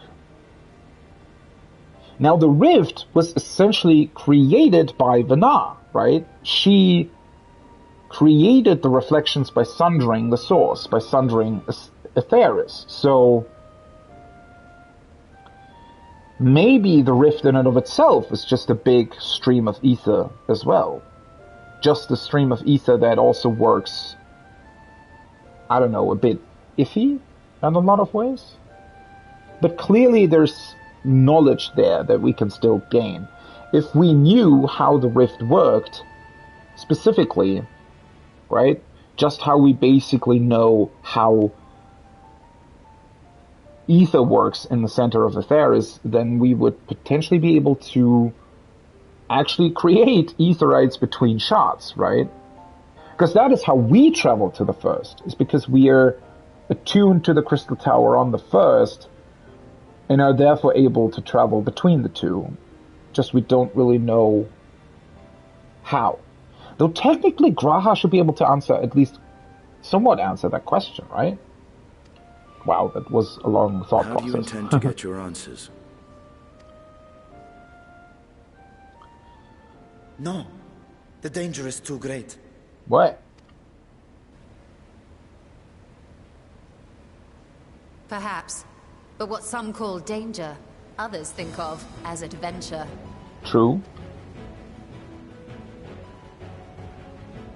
Were you not listening to my tale? Never mind that the means to expand the gate has been lost to the ages. Even could you force the portal wide enough, you would be greeted by an army of murderous horrors the very instant you step through. No problem, mate. We've been there. I assure you I was most attentive, and I agree that to go alone would be certain death.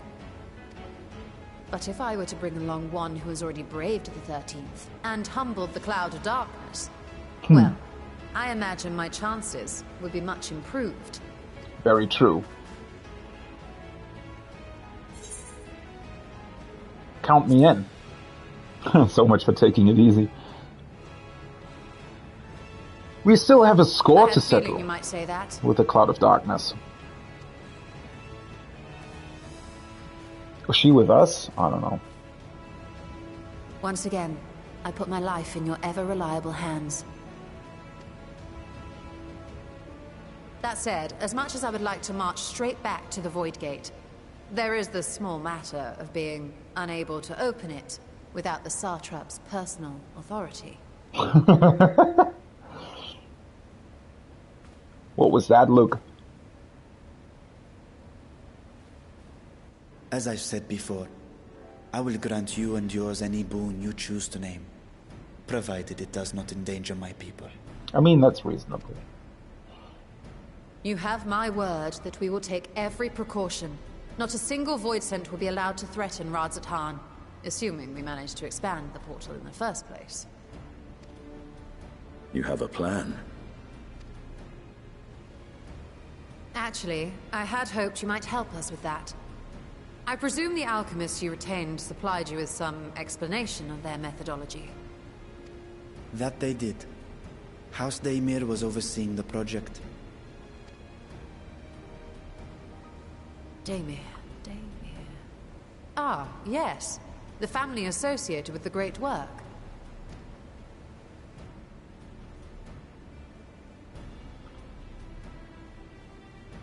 I did not fully comprehend the theory, but their research began with a void scent which had slipped through the fissure. After a thorough examination, they created an arcane simulacrum possessed of similar qualities. A man-made void scent, if you will.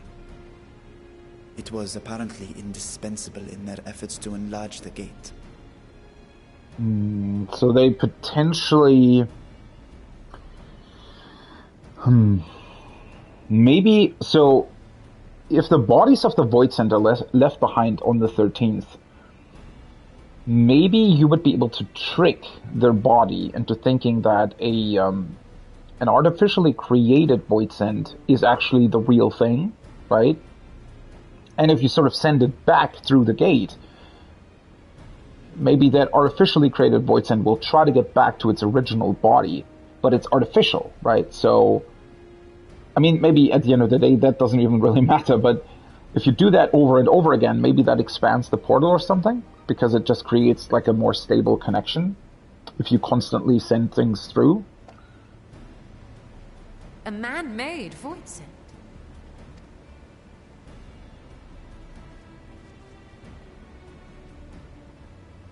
Yes. Being great admirers of the Archons, House Daemir submitted detailed notes to Charlene's official committee. They expected praise and accolades for their simulacrum, and were thus devastated to be informed that their work had been classified as prohibited material. Charlene didn't work with that. I mean, they were working on a lot of classified stuff still. If that's true, then those notes might still be stored in a forbidden archive somewhere. Not Google, of course, since that library had yet to be built. Which leaves us with...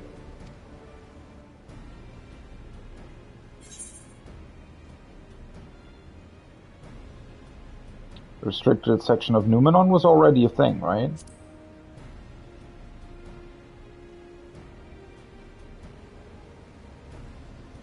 Yes, it may very well hold a copy.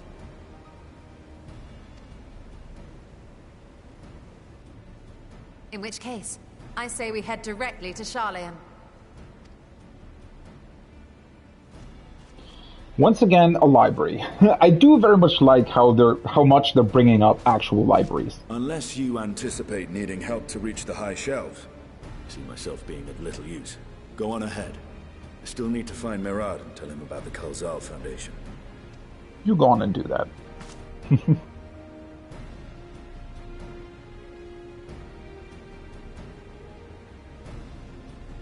Let us be on our way as well.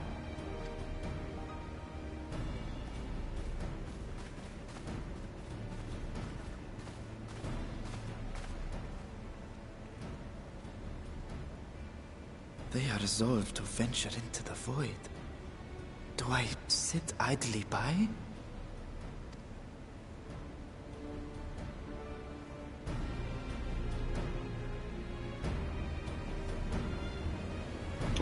I find it really, really cool that we're dealing with that whole thing because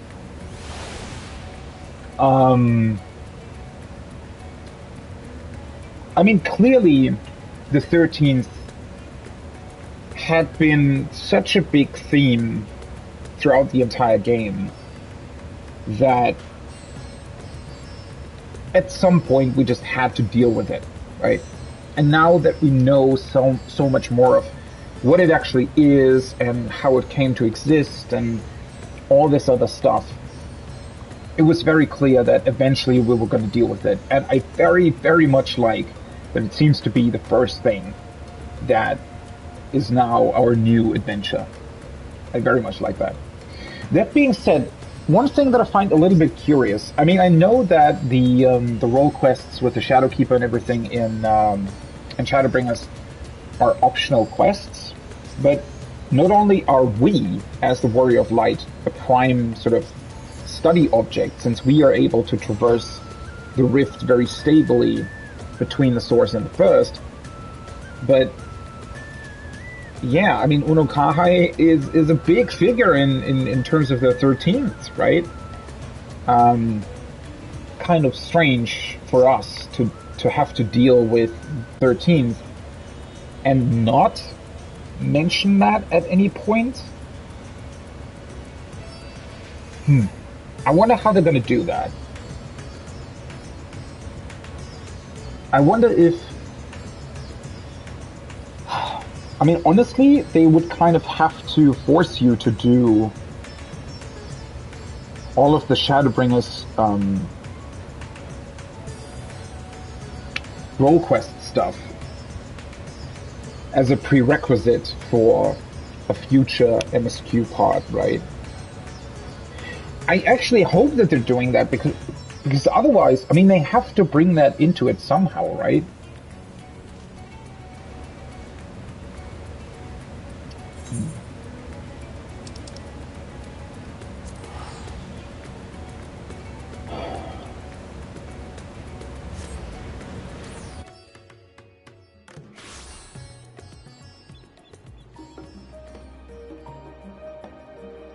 Also, I just read in chat that the Hatching Tide seasonal event has begun.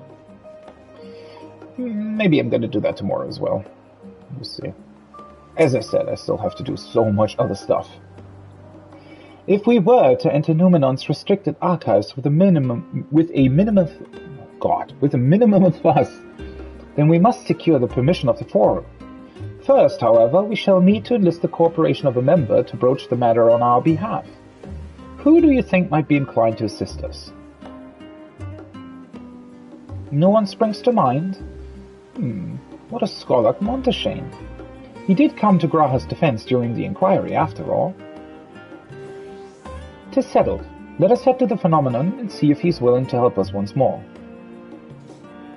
Ooh, nice. Do we have optional conversation points?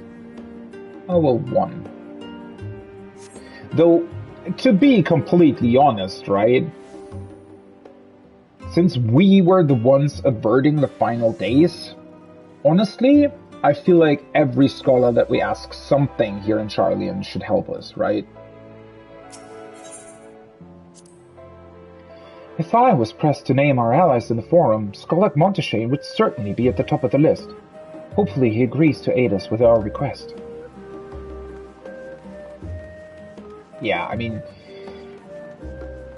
Well, obviously it makes things probably a whole lot easier to talk to somebody that we're already really acquainted with, but yeah, as I said, at the end of the day, we've helped Charlian so much, and the fact that we're the literal warrior of light, who has saved the entire world, should give us access to pretty much anything we ask for, right? But yeah, that being said, I do realize that, I mean, we have to approach somebody in the first place, right? Obviously, so discuss the studium. I apprenticed to Master Matoya at the age of 7 and labored under her tutelage for a full decade. I never had the chance to attend the studium. Neither did Thancred, as I recall. Soon after Master Luzois took him in off the streets, he was put in the care of another Archon. It was a rigorous and practical education in the arts of espionage and survival. I sometimes wonder what my life might have been like had I pursued studies here instead. Should I see at the last stand after a day of lectures? Oh, that does sound lovely. Afternoons with friends spent sipping tea and debating theories. Still, I wouldn't give up my time with Master Matoya for the world. The dang cave I studied in was about as far from the bright, airy halls of academia as one could get, but it was a wondrous, magical childhood nonetheless.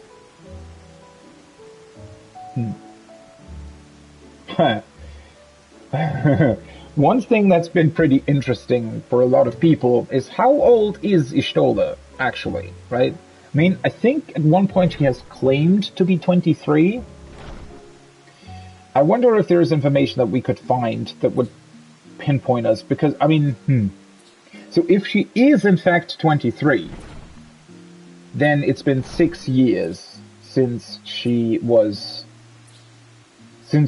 finished her studies with Matoya, which would be 1 year before the 7th Umbral Calamity, right?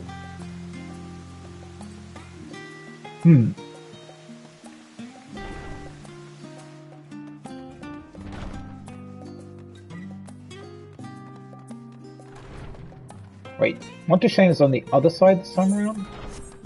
It's a back lecture hall here.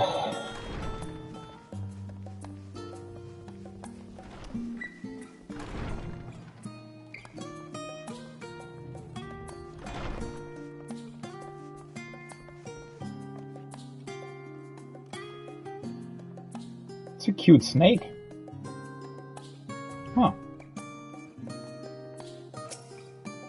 Hi there.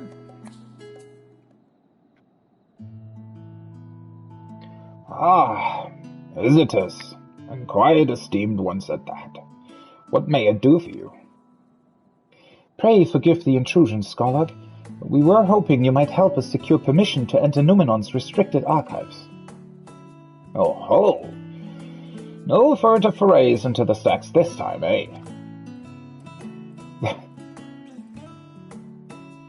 I applaud this newfound sense of propriety.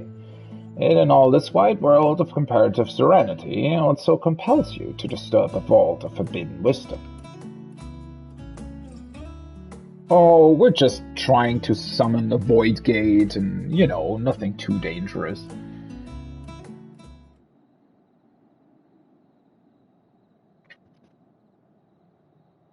Fascinating. I had no idea such a technique existed. I would have been surprised if you had. If my assumption is correct, the research left behind by House Damir has lain dormant in Sharlayan's archives for many centuries. And if you unearth this research, what then? Surely you don't intend to cross over into the void. Maybe the other way around. That is, in fact, precisely what we intend. To what end, pray tell? To develop a method of traversing the rift for one, that I might keep my word to a distant friend. Boyfriend.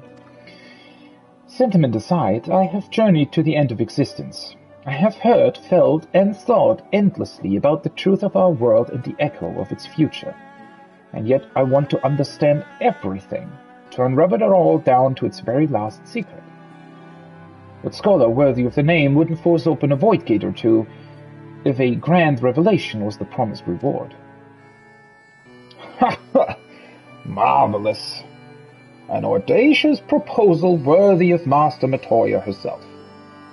And after hearing the whys and the wherefores, I for one do not believe you would use the knowledge for ill. I see no reason not to present your request for the forum's consideration.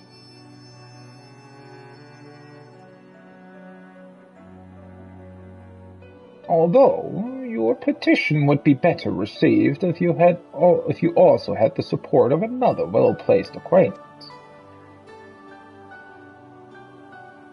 Fortuno? Really?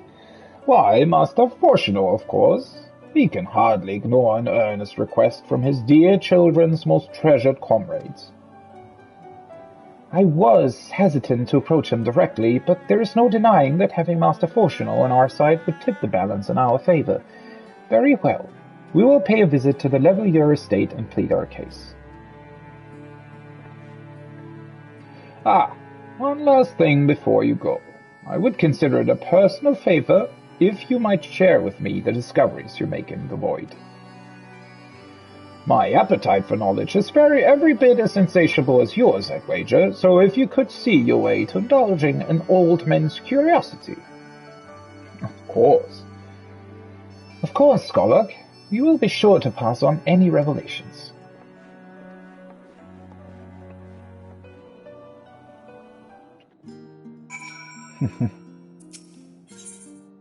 Oh, oops. That's a Stoller. The forum can be a cantankerous beast. One needs a persuasive voice to get it moving in the desired direction.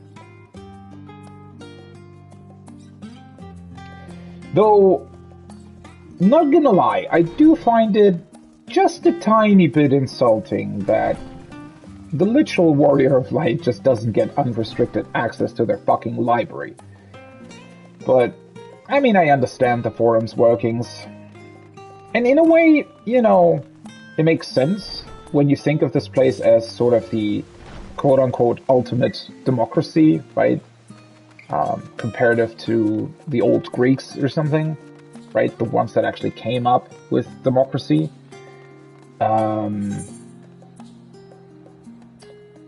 Alright, let's take this path. Taking this not that often. And yeah, if you think of Charlie in that way, right, then it would make sense that in their minds, the forum treats us as everybody else. I mean, obviously, they know who we are, but I mean, it just in theory, right, it makes sense, like, from a decision-making standpoint, let's say, that with the way they're running this country, that they would see everybody as equal, right? As exactly equal. Which is actually a very nice discussion point, if you will, that, you know, no matter what kind of political system you set up, and no matter how you run your country, at the end of the day, you can put as many laws and goodwill into place as you want. Decisions will always come back to, let's say, just pure sense, right? At the end of the day, you can put any measure of rules into place. You still always just have to look at things with a keen eye, and you have to think about whether or not they actually make sense, right? Because there's always going to be, let's say, situations where, you know, the, how do I put it? Where there's going to be decisions that have to be made that come back to things that you can't really decide at the end of the day, right? Because there are going to be things that have never been there before, right? I mean, at the end of the day, no matter what place in history you look at, there were always a million different decisions to be made for the future that are decisions that would have never been considered in the past. I mean, we still learn new things about our world every single day, right? Not only we individuals, but also, you know, humanity as a whole just learns so much about the world, right? And so putting ourselves into constraints because we want to have a rule for everything, rules that morally, you know, would stand the test of time, we can try that, but it's never going to work for everything, because there's always going to be a new idea or a new revelation or discovery that just won't fit into our predetermined rule set, right? Which is completely, you know, it's completely irrelevant what that rule set is, right? It could even be like a dictatorship or something. But even that would still find new discoveries and new ideas and new whatever things to move forward, right?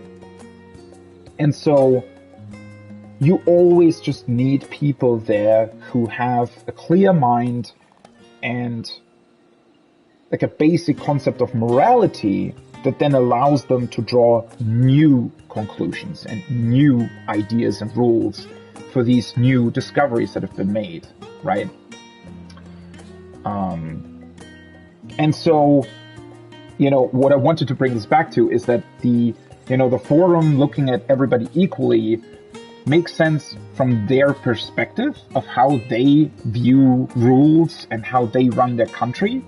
But in this particular instance, when they're, you know, supposedly debating the Warrior of Light and what we want to do next, they should actually regard us different, or in a different way compared to quote-unquote normal people. Even though they want everybody to be the same and everybody to want to be viewed the same and treated the same, that is a great sentiment, and it is a right sentiment, but it doesn't work in every single way, in every single time, right? There's going to be instances where you want to treat people differently because of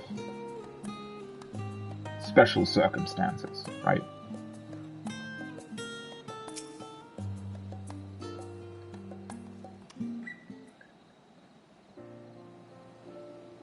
Ah. How may I be of service?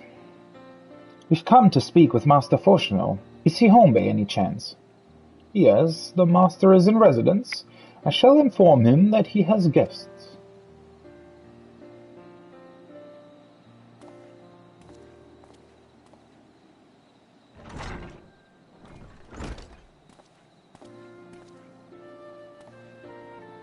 Well, well. Melians would invite you inside for tea, but I assume this is not a social visit. We have some matter of import to discuss. And pray proceed. You have my full attention.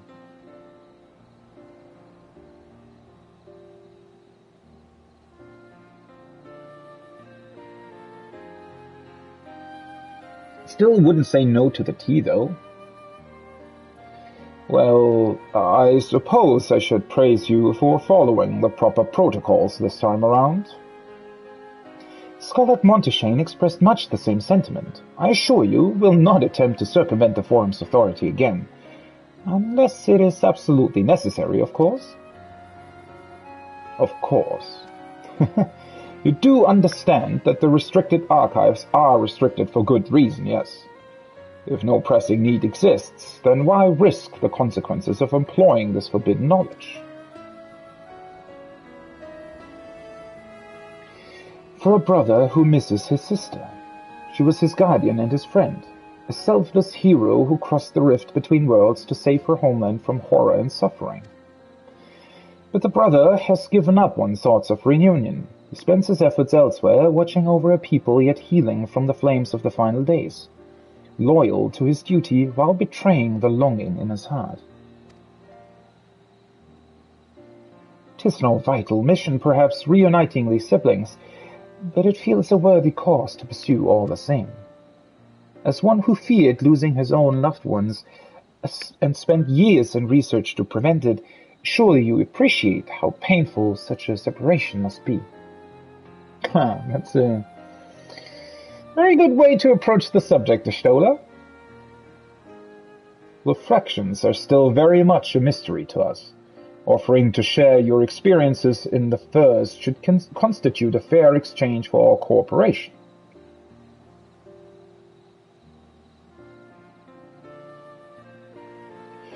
Do not celebrate just yet. The Forum must still be convinced. I will add your request to the list of today's deliberations and deliver the decision to you at the Bodessian Annex. That's actually faster than I thought, right? I thought it would take like a week or something for us to actually deal with this, but maybe currently the Forum doesn't really have that much to discuss. Oh, is it time for... No. Oh, we're going back to the Annex. Never mind. Actually, this time around, let me take these, right? I've been running through Charlian that much. Doesn't really make sense to constantly just run through it. Who are we even supposed to talk with? Wait, am I missing an optional conversation point? No.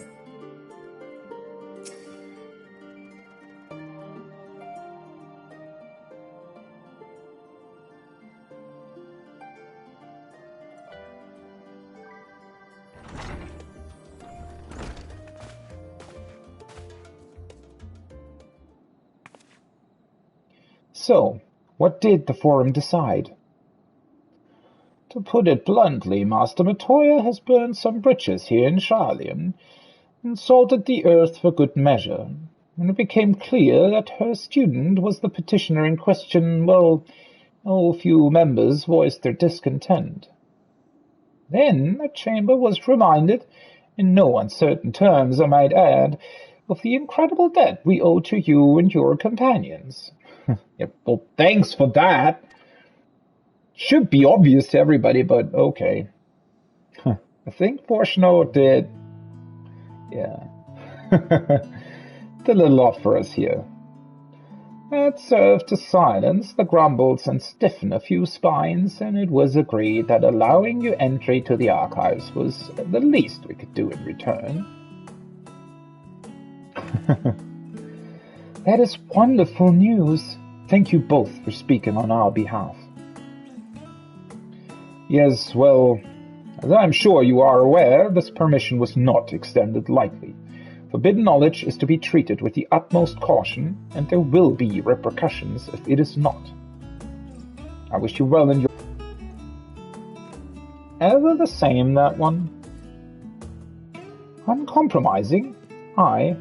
But that very stoicism is exactly what Charlian needed to guide it through not one, but 2 exoduses.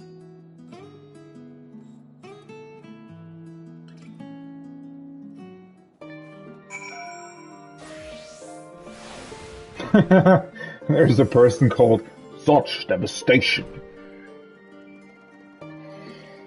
Okay, well, hopefully the archives will give us some answers. If I were but 5 years younger, I'd cast aside my lectern and join you on your adventures in a heartbeat. I mean, you can still do that, right? That went rather well, I think. As a child, I dreamed up any number of schemes for getting my hands on those forbidden tomes, and now I can simply walk in through the door. Our focus will be on finding House Damia's research notes, of course, but the thought of so much knowledge at my disposal has me feeling a little giddy.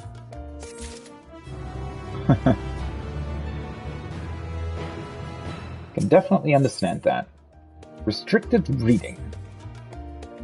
You'll be heading directly to the archives from here, I presume. You presume correctly. And you'll want to speak with the index page when you arrive. It's been instructed to grant you access to the restricted section. Excellent. Once again, we thank you for all your help. Oh, it was my pleasure, believe me. May you find the knowledge you seek. Shall we? Sometimes I still wonder why they so desperately insist on telling you how the whole accompanying thing works every single time. I don't know. It's the same thing with your squadron, right? When you send out your squadron for the weekly stuff, and they get those weird bony, the bonus stuff, they're telling you how that works every fucking single time for some weird reason.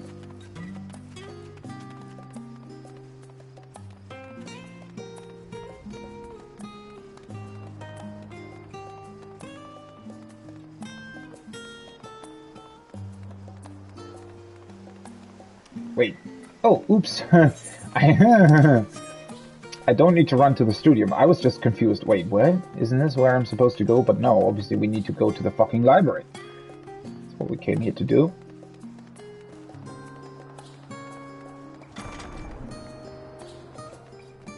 Numenon. Let's see. Discuss Numenon. To think, a set of instructions I laughingly imagined may actually exist but yards away from where you found me napping. If I had known of Alzal III's exploits sooner, I could well have saved myself days of research. Even a children's book might have pointed me in the right direction. To achieve the impossible, one must needs be flexible of mind and look beyond conventional wisdom. A lesson I had already learned, but clearly not taken to heart. Huh. Yeah, well, to be quite honest, that's...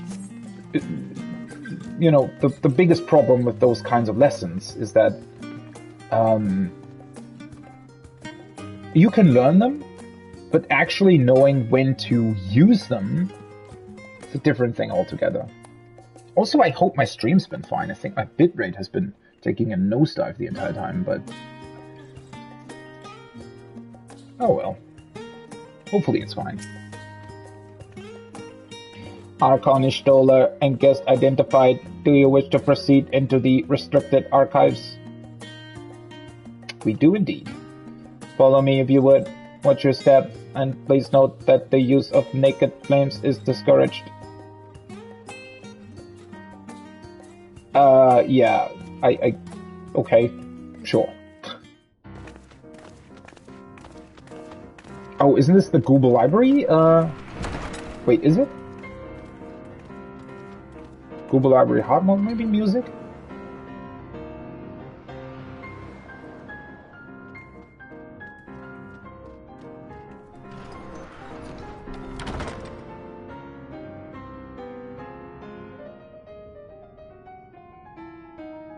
Almost as if we're entering a dungeon, I don't know. If Damia's notes are to be found anywhere, it will be here. Let us begin.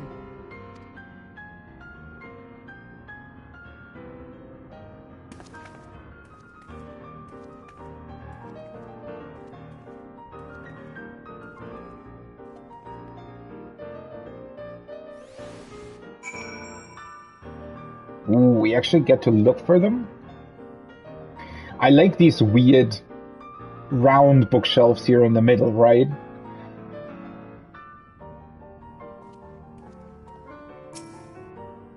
So many books I've yet to read. Yes, we are here for one specific volume. You needn't remind me. Well then, let's try and look for it, shall we? Leather-bound log.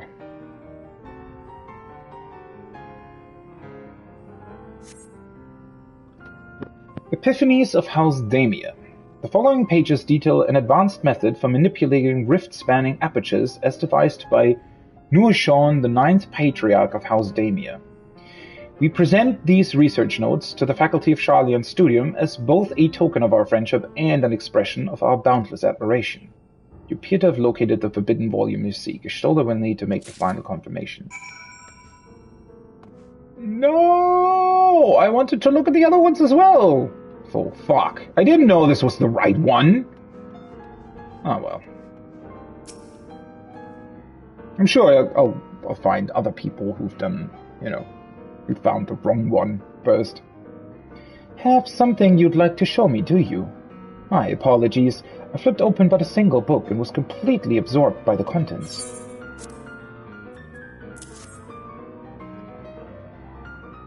There's music here. It's very, very cool, though, that they're bringing that music back, right? Well done. I think you may have found our prize.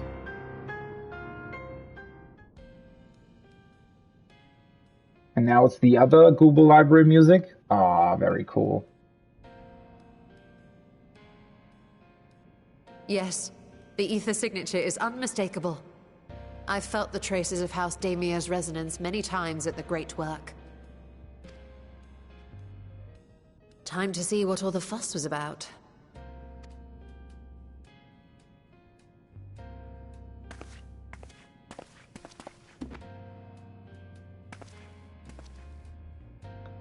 I thought fire was forbidden here. Why the fuck do they have candles?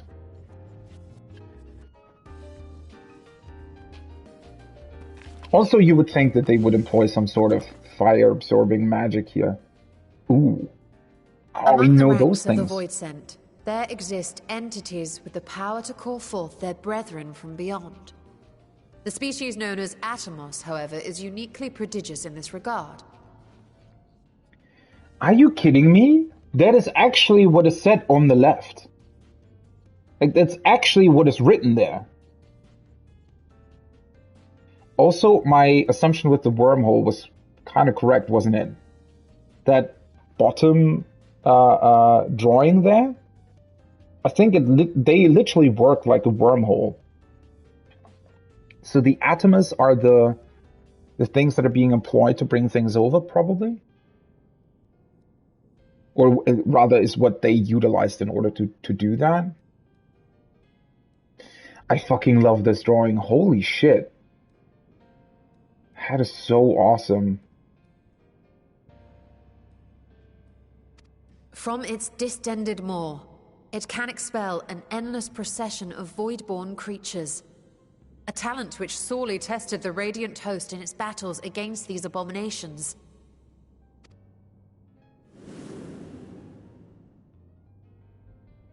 Surmising that the entity itself was acting as a Voidgate, we endeavored to capture a small specimen and subsequently examine its physiological structure.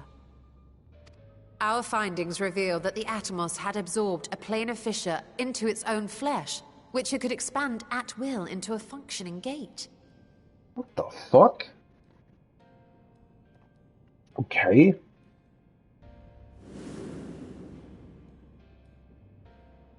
Upon further analysis, we identified an ethereal wave pattern emitted during this process. A pattern we were able to emulate by passing crystal-stored ether through a specially designed prism.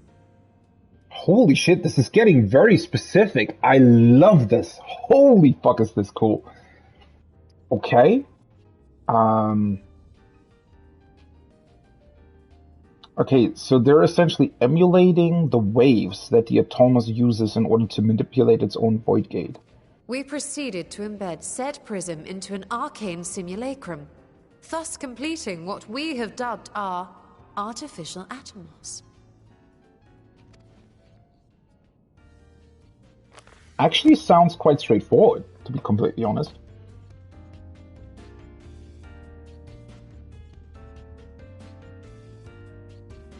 How could I have been so blind to the possibilities? This species, not to mention its ability to summon void scent, has been discussed among academics for years now. Just before the advent of the 7th Umbral Calamity, we received reports of Atomos sightings from every corner of Eorzea. Surely you've at least heard the tales. Is that actually a throwback to 1.0?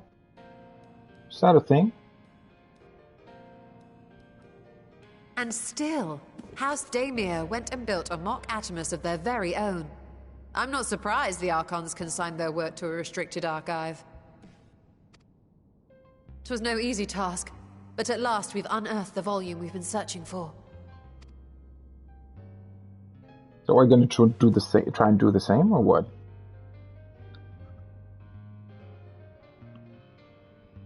I'd be lying if I said I wasn't tempted to stay longer. See what other forbidden titles might be lurking on these shelves? Ah, but that would be abusing the very special privilege we've been granted now, wouldn't it? Better not.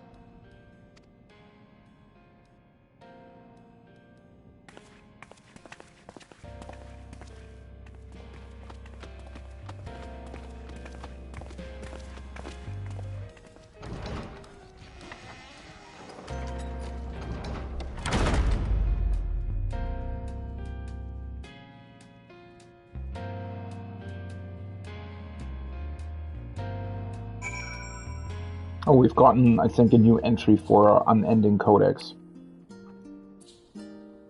It's been honestly, it's a bit weird. I know that, you know, the Codex entries are mentioned in the chat log when you receive them, but I still would have thought that they would have, you know, displayed them a little more prominently, I feel like, but...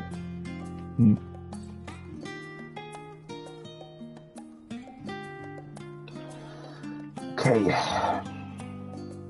As much as I would love to start crafting the Atomos, I'm afraid this is far outside my field of expertise.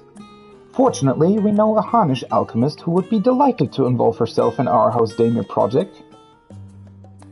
Our business here is concluded for the moment. Please pass on our regards to the forum. Your message will be conveyed. Should you wish to indulge more forbidden literature, I will be here. Patron mode disabled. Security mode engaged. If anyone can help us, Nidana can. I say we return to Thavnir and look for her at the Great Work. Well then, we're traveling a whole lot back and forth between Thavnir and Sharlayan in this particular patch. Not that I'm complaining, but it is very interesting. Because physically these spaces are so far apart, right? Ooh. Well, that's bad weather.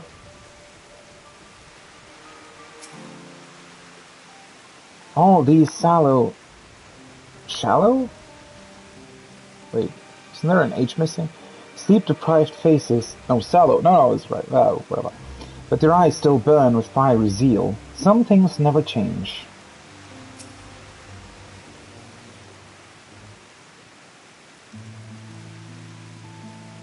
Ishtola tells me you are pursuing a most fascinating study, and that you want me to be a part of it.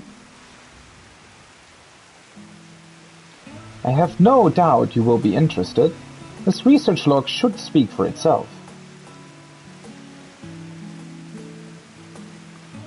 Will it now? By the sisters! This is the mark of House Damia. I never even knew such a work existed. Few should. It was sequestered in Numenon's restricted archives, after all. It was, but that means every word within is forbidden knowledge? A forbidden tome filled with forbidden research, and you put it right into my unsuspecting hand? I can hardly wait to read it.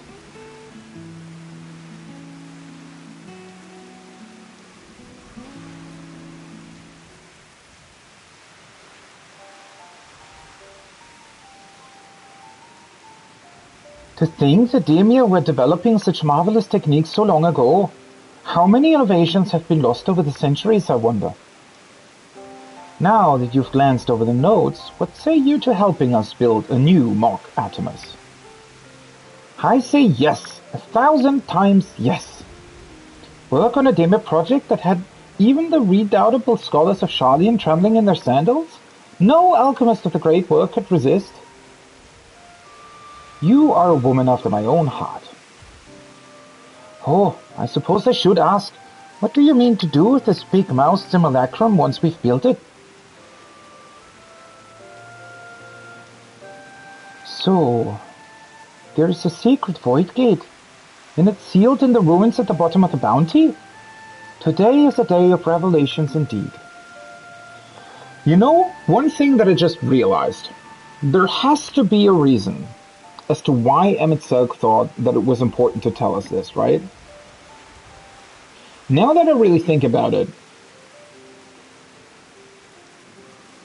I feel as if the things that Emmett Selk listed and the potential reason for why he knew about these and was interested in it is potentially because they actually wanted to use this stuff at some point for rejoinings. Right? It does make sense, doesn't it? So, well, sort of Emmett Selk's art, right? And the reason for why he, ultimately came to our help in Ultima Thule is because he realized that the Asian's method of doing these rejoinings wasn't the way for the future, right? It wasn't the way forward. Eventually, Emmett Selk came to realize that just bringing back his brethren, bringing back the Amaroteans, wasn't really the best idea, right? It was just going to bring back a past that, is the past, right? And he realized that our way of dealing with things is the future for the planet, for Etheris, for everything. And so I feel like what he did there is he very specifically listed things, probably from places where the Asians had planned to utilize certain things for rejoinings. And by telling us about them, he basically gave us a list of problems that we need to solve if we want to continue with our own future, right? Problems that still linger because of the actions that the Asians tried to do, right? I mean, that does make sense, right? Which is very, very interesting now that I think about it. It wasn't just, because at the point when he said it, right? Travel here, travel there, find out about this. It almost seemed like just a list of places that he might have enjoyed to travel to. But now that I think now that I think deeper about it, I think he actually just listed the places where he tried to do things in terms of preparing for new rejoinings, right? Places where the Asians had some sort of hand in what might have happened to them. So, there's a secret Voidgate, and it's sealed in the ruins at the bottom of the bounty. Today is a day of revelations indeed. If the purpose of our man-made Thomas is to expand this hidden portal, then I will need to see it for myself, I think. Manipulating rift-spanning apertures is not the sort of thing you want to attempt without first taking into account every single factor. Then, by all means, accompany us to the vault. I plan to lead us back there shortly, once we finish gathering the components I require.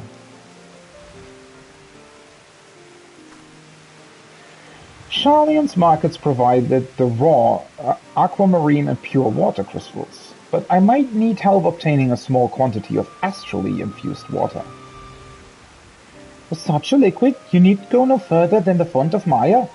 The ascetics of old once favored the place for their meditations, and the water which pools there now is known to enliven the flow of ether. That sounds perfect. If you would be so kind as to fill a flask at the pool, I will petition Vitra to join us. The idea I have in mind won't amount to much without his authority to command the Voidgate. Shall we be about it then? You meet back here anon. Actually, developing this Voidgate is seemingly a much faster thing than what I originally thought it would be.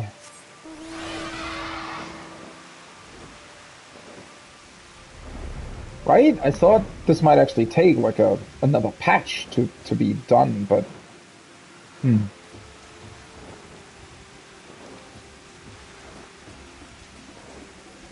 Huh.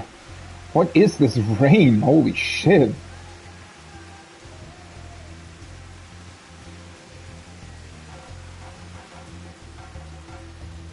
It's the right storm that's going on here.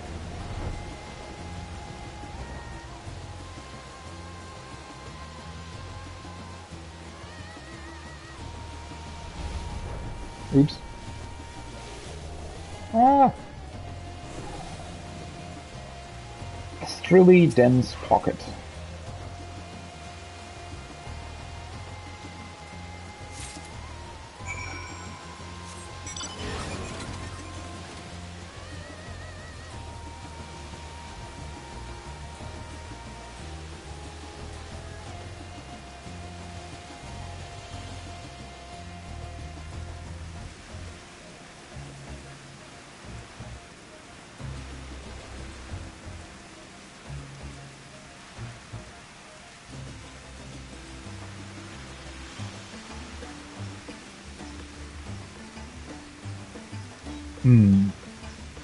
I wonder what'll happen now. Because I don't know, like, will the main quest still deal with the consequences of us actually summoning the Voidgate, or what is going on? Oh, I forgot to mention, the font of Maya attracts aggressive wildlife, and you should watch out for them when, you go there next time. My apologies. Whatever. Whatever wildlife there is next to it is probably not as threatening as the fucking blasphemies that we encountered there. Archon Ishtola requested that I join you, but of her plans she offered scant detail. The boy Marat was glad to hear the news of the Foundation. It means a new life for him and his sister.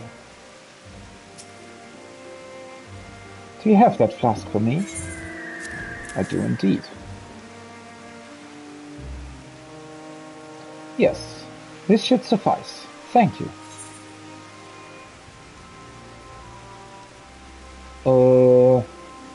Let's go with spell speed. I don't need any of these, but sure. Void Theory. Look who I came across. Athenians seemed in need of diversion, and we, in turn, may have need of those lands. Right then. Now that our little party is assembled, let us make our way to the ruins. Will we have need of Matsia's boat again? Not this time. Once Ishtola informed me of our destination, I arranged for a vessel to be made ready at Ekyavi. Your Excellency is ever the gracious host. Shall we?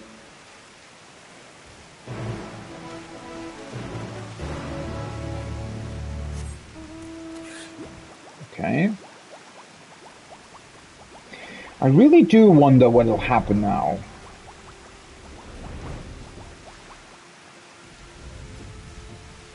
Because I don't think that we're just gonna solve, I don't know, the problem of traveling between the shards in like this one single quest. I don't really know. Or maybe we're just gonna find out whatever kind of weird black armored knight thing we saw. Tis likely not needed with Rashan along, but I held onto the map against the chance we might return to the ruins. And all this time I thought the tales of Azadal's hoard were no more than drunken sailors' fancies. On to the boat, if you please. We can chat on the way there. You need not keep your weapons close at hand. The Guardians will not attack if I am present, so I pray you leave them be. Ship is yours to command. Our thanks. We set sail at once. Oh, this is so exciting! Azadal's legacy. To see the truth of a legend with mine own eyes. All aboard for the treasure vault. Yes.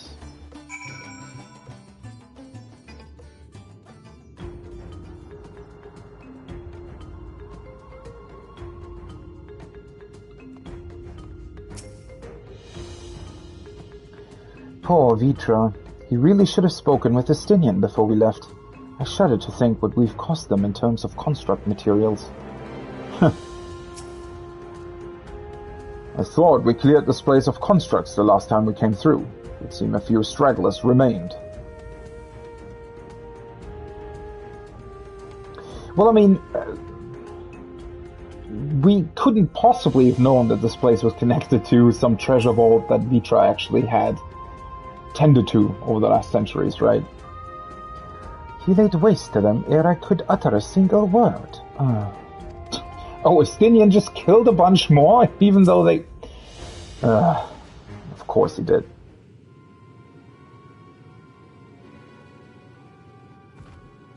The ruins alone were impressive enough, but I never dreamed such a treasure lay hidden in the depths of the bounty.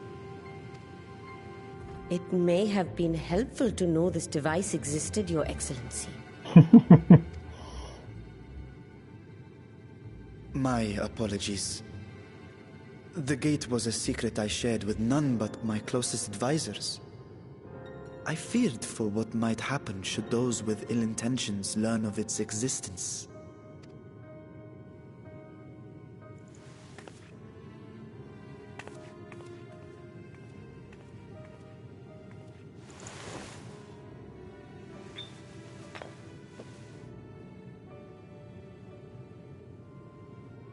What is it you're doing now? There's something I wish to verify. The NOAA reports claim that a short stint into the void carries little risk of etheric imbalance. Should one suffer an injury, however, or if one's expedition drags on longer than intended, that risk becomes significantly greater. Graha theorized that a warding scale would confer protection from the void's corrupting influence. But I would prefer to test that hypothesis before we set foot in the 13th ourselves. So, this is an experiment of sorts? Yes, an experiment.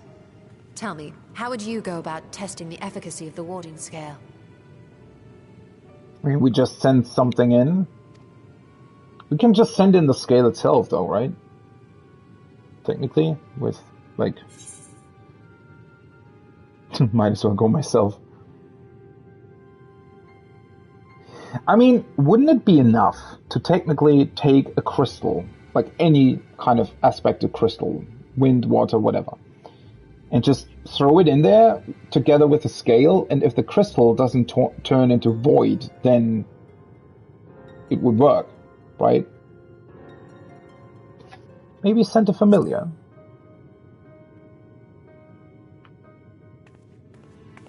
Very good. I see you've been paying attention. As Vritra sent his simulacrum, so too shall we rely on a familiar to bear the brunt of any unpleasant consequences. Not my carbuncle, though. That stays with me.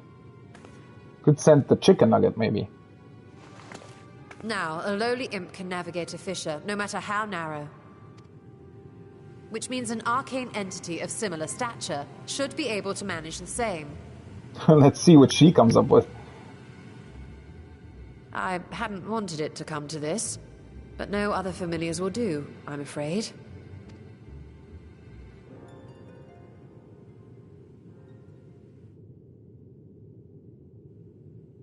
The hell is she summoning? I dislike the sound of that. What manner of fiend does she mean to summon? From ocean rise and cloudbank form, from mountain spring and rainfall storm, from river flow and life be born.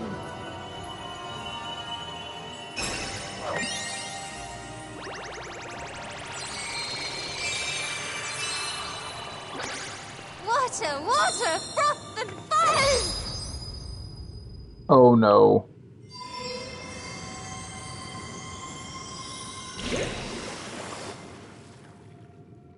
She's Matoya, isn't she? She is so much like Matoya. Ready your arms. I fear she's been possessed.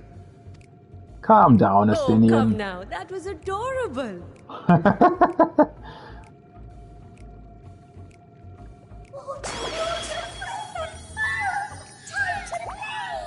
Oh, Nixies. I thought for a second she was gonna summon like a frog or something. Because that's Matoya's thing, right? Why did she summon two, though?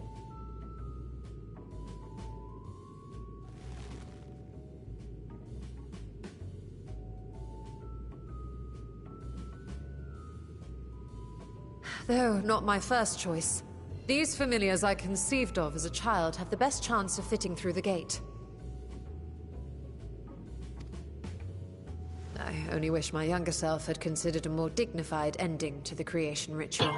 Oh, that's what she's... It was cute.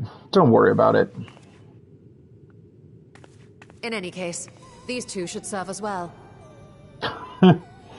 I like how they're bringing in the dungeon music, right? Because I always feel like those kinds of music... I mean, obviously you hear it a lot during the actual dungeons, right? But actually employing it here, I mean, it just makes so much sense, will right? bear a warding scale. Oh, and the other one won't. Okay.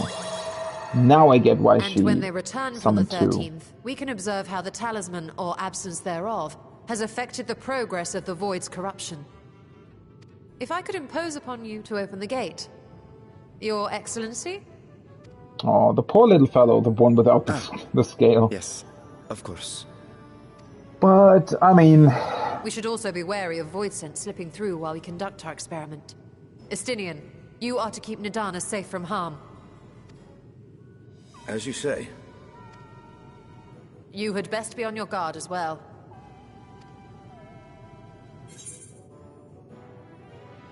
Frost and foam.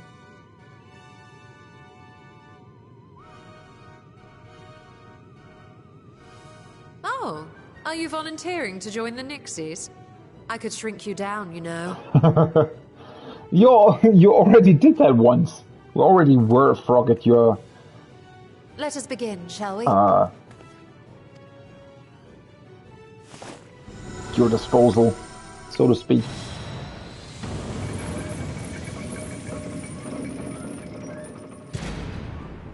Nixies, into the void.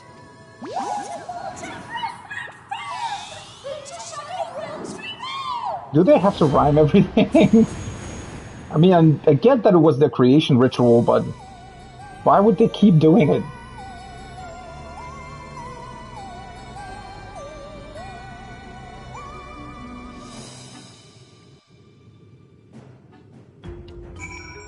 So do we actually have to fight something then?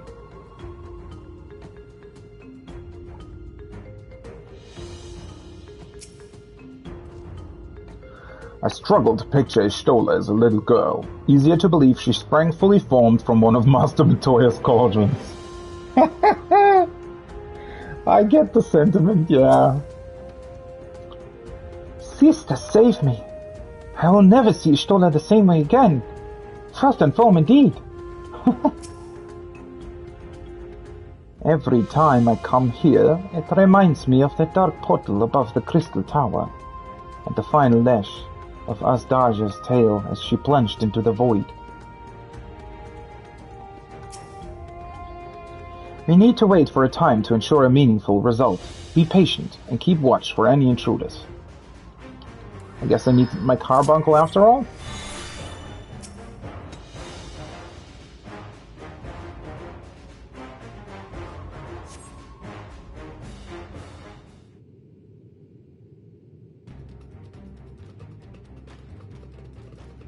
Or maybe not. Maybe it's just a cutscene. Nidana really wants to see what's going on.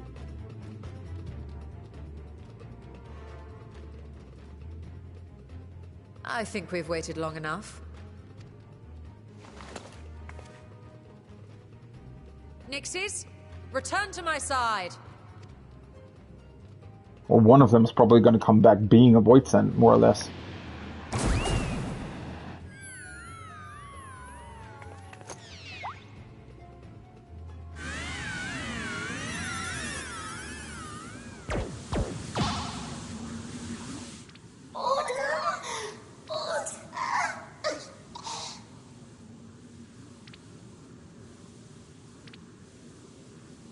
Experiment success, I would say.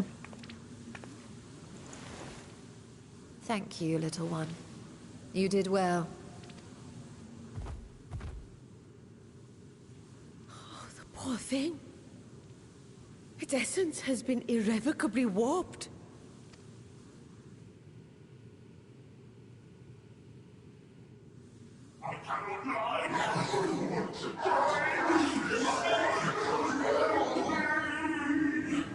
What?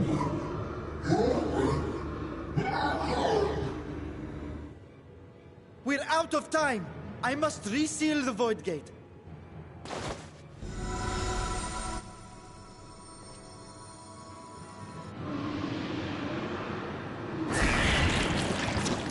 They're coming through! Relax, there's only a couple of imps. Nothing we couldn't deal with. In the name of Alzadal III, I bar this door unto the void.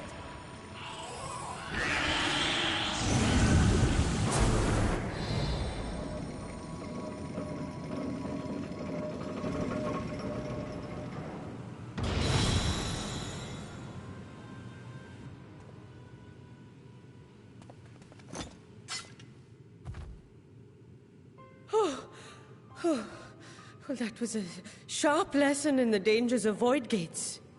I do like that they're actually utilizing these fabric stripes to close it. It's kind of a neat detail.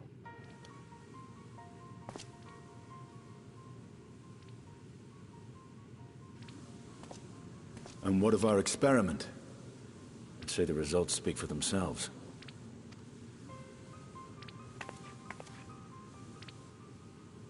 The unprotected Nixie has suffered extensive etheric corruption. As Nidana observed, it's well on its way to becoming a void scent. The one merged with the talisman, however, appears unaffected. I sense no changes to its equilibrium.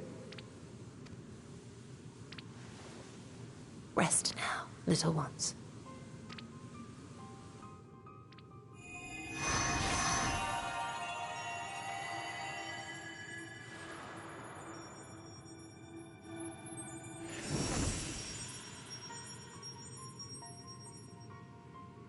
Graha's theory was correct, then.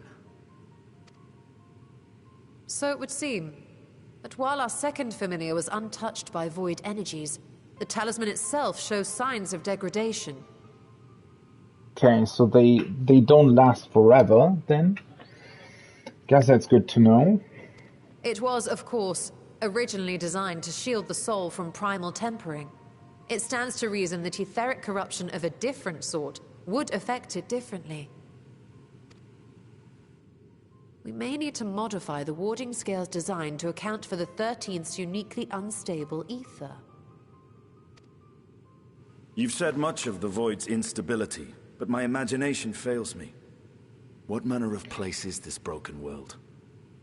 Yeah, that's the other strange thing, right? We've been there, we've been to the world of darkness, and yet we don't really know what it even is. Why is it a place that is called the Void, yet it still has things in it, right? It's just the things in it somehow are more or less pure void ether,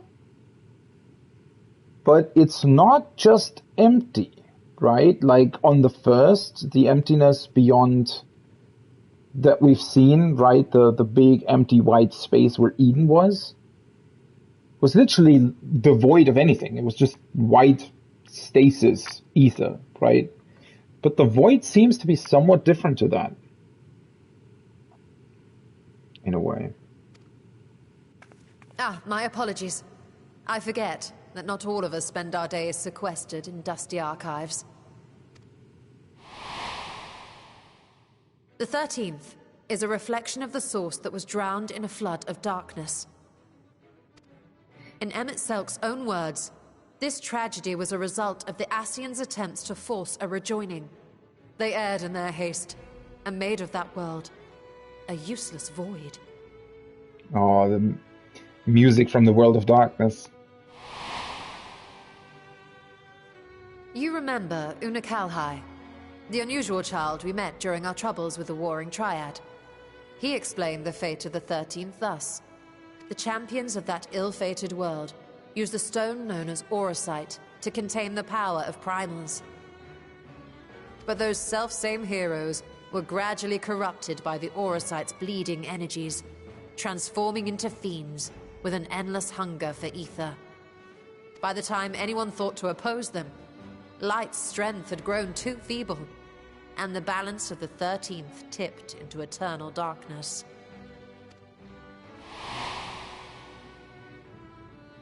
It was Elidibus, as I recall, who rescued Unakalhai's spirit from his final battlefield.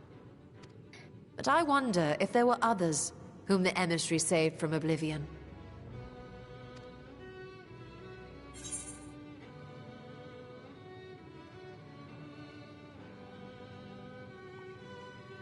Barmaid at the Wandering Stairs, yeah. So we are bringing it back to these people, but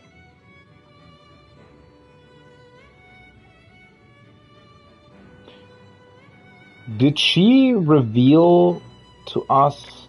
Oh no, never mind. I think so. You have to do at least one role quest in Shadowbringers, right?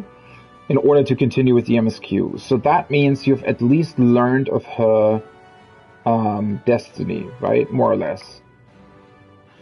Even if you haven't necessarily done the follow-up quests.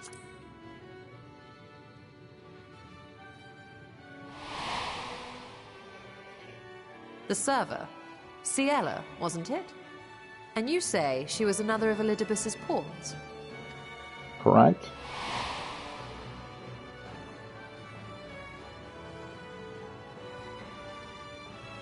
I see. So Ciela, or rather Silver, was beguiled by the same dreams of heroism as Unakalhai. And what of your own experience? Will you tell us of what you observed during Noah's expedition?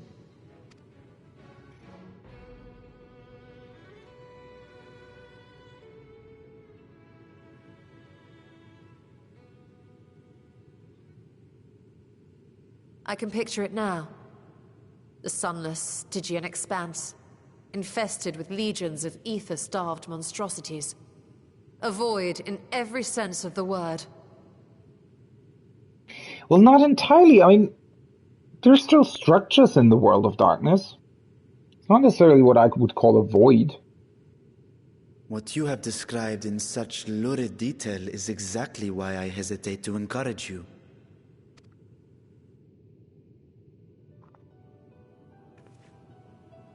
Worry not, great Vritra. Our journey into the 13th is but the first leg of a longer voyage.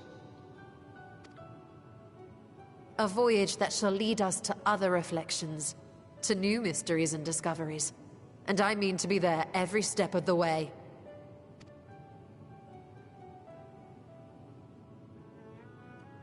But first, I must focus on refining the warding talisman.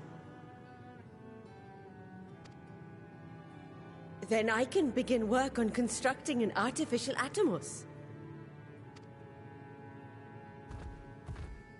Or I could, if I had the relevant manuals to hand. Might I be so bold as to request access to the Satrap's family archives? So we are actually doing this then. Obviously with a little bit of a break. Until 6.2 probably. Your Excellency?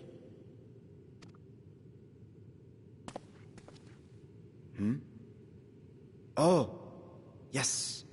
That can be arranged. I will speak to my officials upon our return.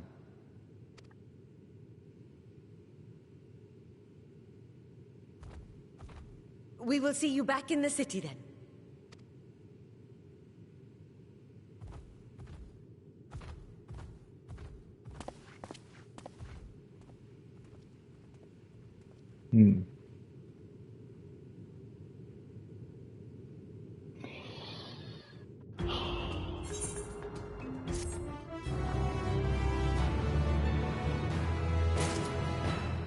The other interesting bit about this is if the warding scale has suffered damages at the end of the day, right? It could mean that the dragon has been turned into some sort of void being after all, right? Well, I mean, the thing that I was sort of speculating about yesterday is that this weird knight that we've seen in the cutscene, right? Who appears to be in the 13th. They could potentially be not necessarily the dragon herself, but somehow connected to it?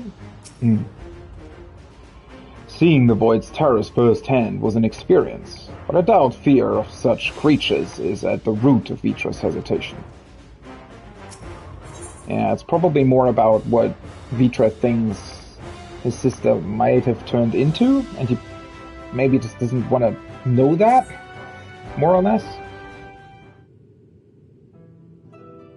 Or seeing our efforts might have also shown him that maybe he should have done more about this, or maybe he feels, I don't think, he was perfectly reasonable in approaching this, right? He thought that his sister probably was just lost to the void and didn't want to endanger anybody else, just because he wanted to know what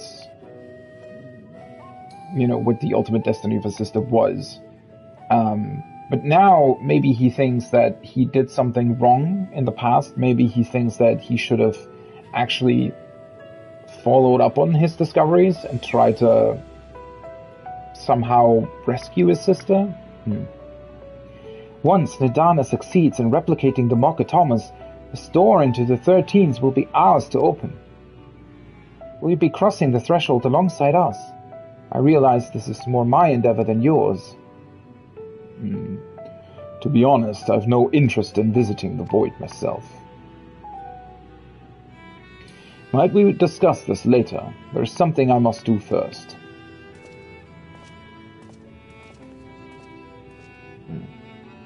I really wonder how they're going to continue with this. Why does everyone insist on being so secretive? I at least had good reason for not wanting to explain my Nixie ritual. Yeah, you see, Stola, I think a lot of other people have similar good reasons for not explaining their problems. Shall we proceed with our preparations then? As we saw, the warding scale can be effective at protecting the bearer from other sources of etheric corruption. Nevertheless, the talisman's durability will need to be improved if it is to withstand the Void's influence for a prolonged length of time. I think that is a problem we can address without involving the brilliant but busy alchemists who created it. Who do we know who excels at this kind of structural augmentation? The Elegance! Garland Ironworks, yeah? Why not? They haven't really worked for us in a very long time. Oh no, that's not quite true. They worked on the Ragnarok as well. An excellent suggestion. As I recall, Sid himself is no stranger to the Void and its volatile energies. With his experience at hand at the helm, I have every confidence that the Ironworks can strengthen the warding scale.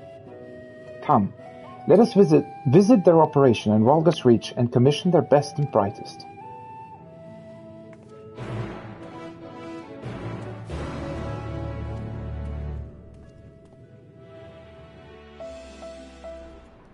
You know, one other thing. Oh, this time they just transport us to Rhalgus Reach, okay?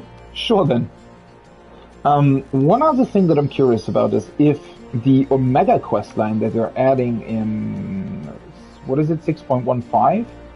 I wonder if that's also going to explore more in terms of what the Rift might be. Because that's always what interested me most about Omega. Why is Omega capable of... Because Omega came from like a completely different place. Yet somehow it was able to interact with the Rift, which seems to be a concept that was created by Benar, right? More or less. And the Sundering. I wonder what that's about. Perhaps this young man can locate Sid for us. What brings you to the Ironworks? We have a commission for you and your president, actually, assuming he's available. Master Sid, certainly. See if he has a moment free.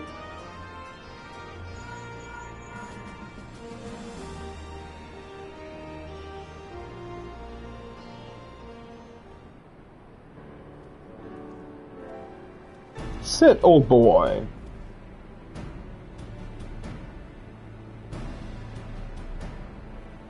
What the hell is Garland Ironworks working on in the meantime anyways? A pleasure as always. I hear you have a job for us.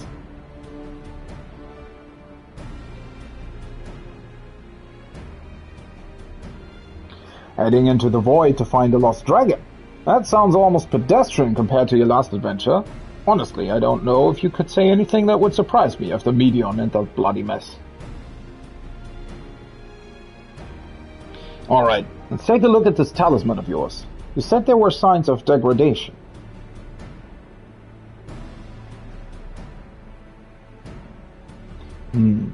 Seems some manner of corrosion has set in around a scratch on its surface, much as the Void's corruption seeped into Nero through his wounds. In which case, our best bet may be to simply prevent the scale from being damaged in the first place. And how might we achieve that? We have a coating agent for strengthening trinkets and the like, but I'd be wary of applying any compound which might upset the scale's delicate alchemical balance. Far safer to dress it in armor.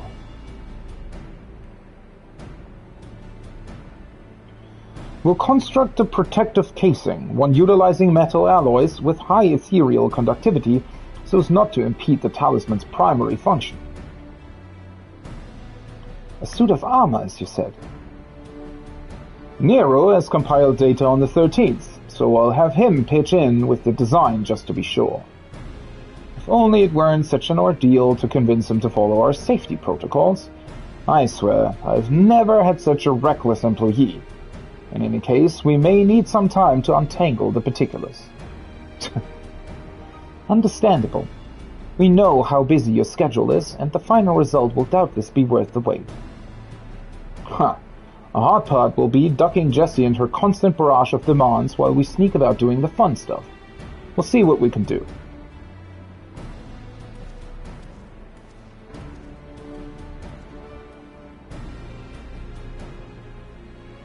I think we can leave the rest in Sid's capable hands. Let's return to the great work and see how Nidana is getting on with the Mock Atomus. Atomus?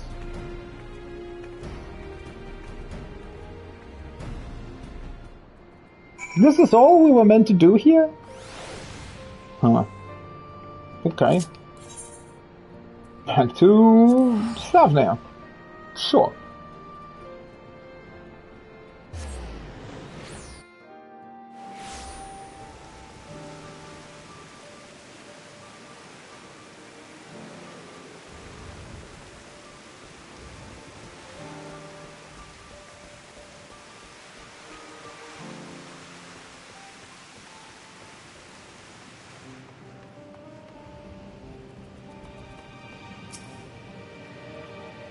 I hope Didana has good news for us.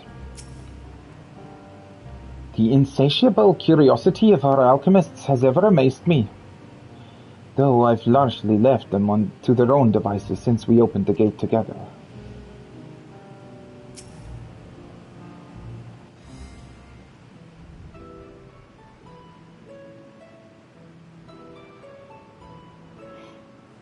Ah, hey, Stola. The adjustments are going well, I hope? 'Tis a lengthy process, but the end is in sight, yes. That's wonderful news. I myself had some good fortune searching through the Satrap's private records. What I found was a transaction log dated around the same period as when Al-Zadal's legacy was built. It included a purchase list of highly exclusive alchemical components, and I knew I'd discovered the key to making the artificial atomos. That's quite clever, actually. I then visited the High Crucible to commission the materials. After I'd explained my requirements, I was beset by volunteers insisting I allow them to help with the entire project. The usual reaction to someone forcing open a Voidgate is to run for the hills. Harnish academics certainly are a different breed. The alchemists of old were cut from a similar cloth. The unknown held no fear for them. Indeed, they were ever eager to seek new knowledge, regardless of the danger. I mean, we literally first met Adana being so, and her researchers being so exhausted from their research that they literally just fell asleep on the spot, right? And were you not also fearless, heedless even, in your determination?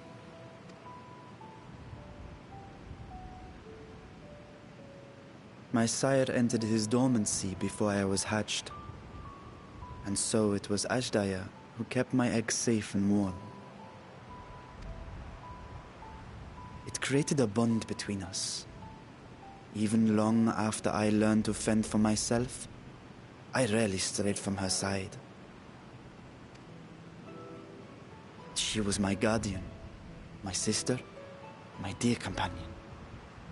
And not a single day passes that I do not mourn her absence. No matter how deep the darkness, I would not surrender my search. I promised myself the time would come when we would once more take to the skies together. But I am satrap now. The Radiant Host is here to serve, Your Excellency. Nabdeen, what is this about? Celestinian told us of your predicament.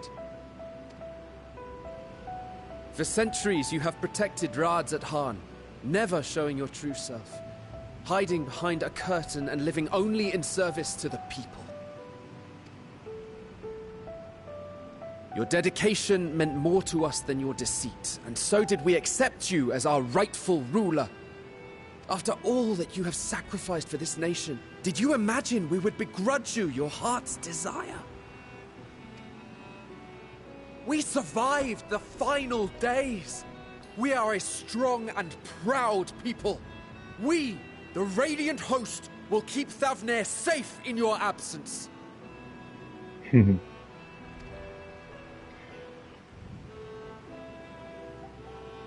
I am grateful for your loyalty and for your encouragement. And yet... Now you listen to me, Varshan!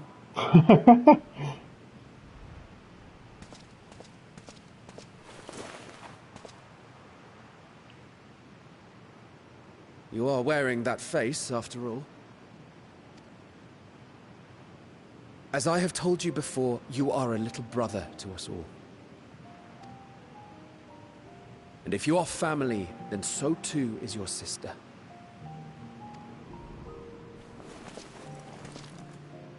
We are there for you if you need us. But do not ask us to sit by and watch while you abandon a sibling you have ached to rescue for millennia.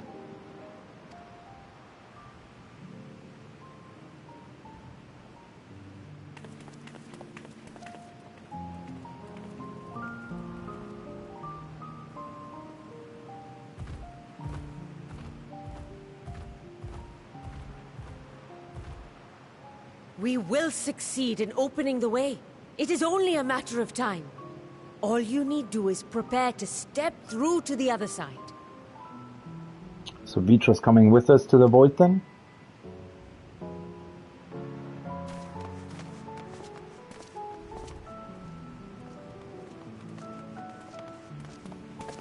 Your Excellency, I wanted to thank you for building the orphanage. It means so much that my sister and I will have a place to be together, safe and happy. And I hope that you and your sister can be together again too.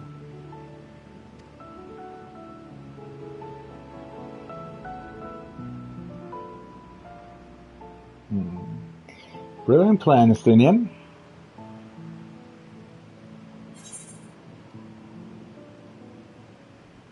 To protect them well, you must take heart. These wise words that we have learned. Take heart and protect them well.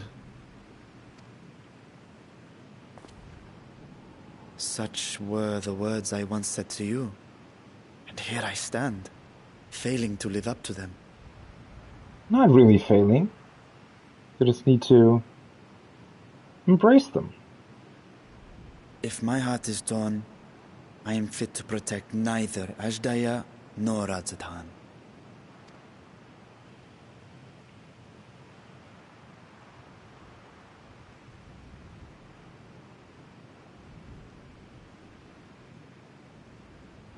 My people, I have come to a decision. Vashan will depart Thavne for a time. My dragon self will remain in the palace, but only to conduct the satrap's most essential duties. While I am focused on controlling this vessel, there may be matters that escape my attention. I rely on you, my trusted friends, to watch over one another until I return.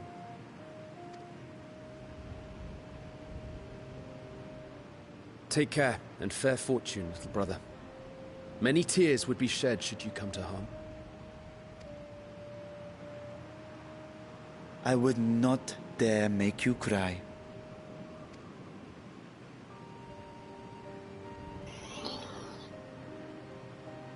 It was a cool scene. God, I like that so much when they're bringing back those things that were said to us, and now we're telling him, hey, that's what you said to us, right? Think about it.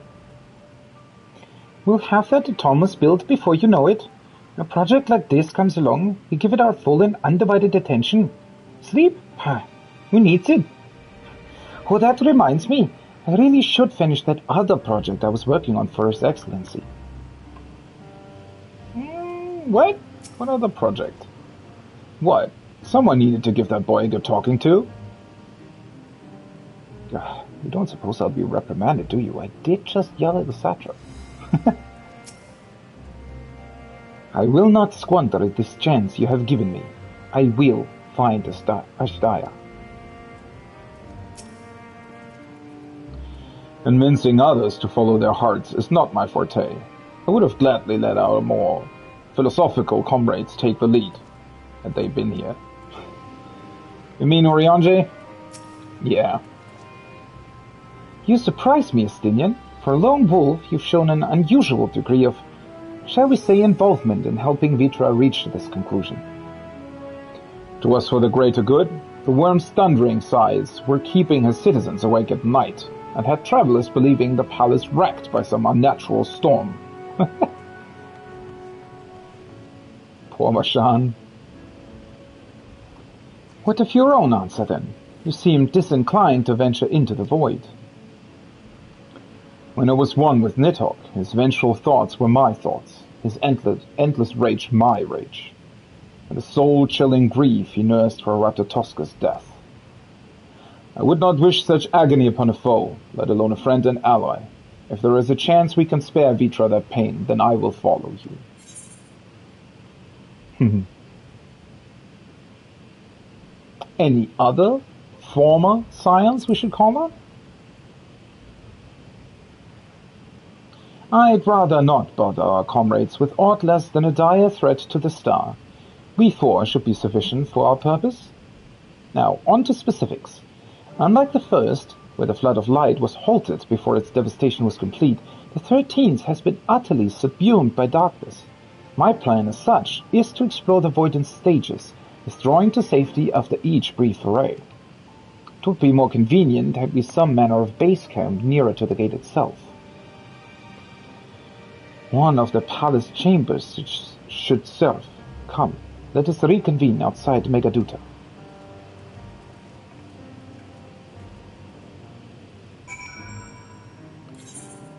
Not exactly what I would call a base camp, but okay.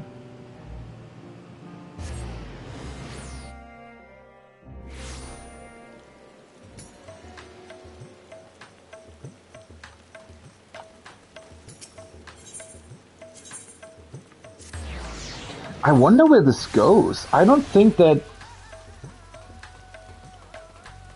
Would this part of the MSQ necessarily have like another really big part to it? I don't... Conducting our expedition out of the Rising Stones would raise just as many questions as recruiting too many scions. At least here in Ratzat Han, we might be expected to appear road-weary from our local explorations. What's the deal with not having the scions reconvene?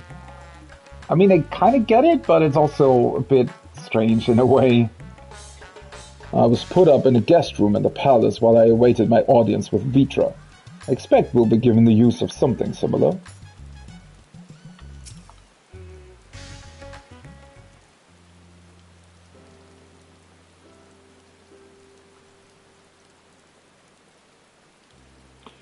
And so we will require suitable accommodations. Might we make something available for our guests? All the chambers are presently hosting the great amounts of treasure we carried out of the vault. Once the Foundation's activities begin in earnest, however, we can redistribute the trove and make a room or two ready for habitation. Good. Please inform me when you've completed the arrangements.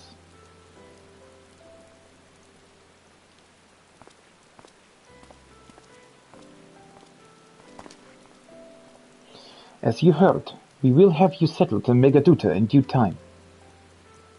As ever, you are most gracious, Your Excellency. You risk yourselves to aid me in my search for Ashtaya. Providing comfortable quarters is the least I can do. I only wish we knew more about our destination. The gods only know how long our explorations might possibly take, or what our chances of success might possibly be. Succeed or fail, I am grateful for you for convincing me to take the attempt.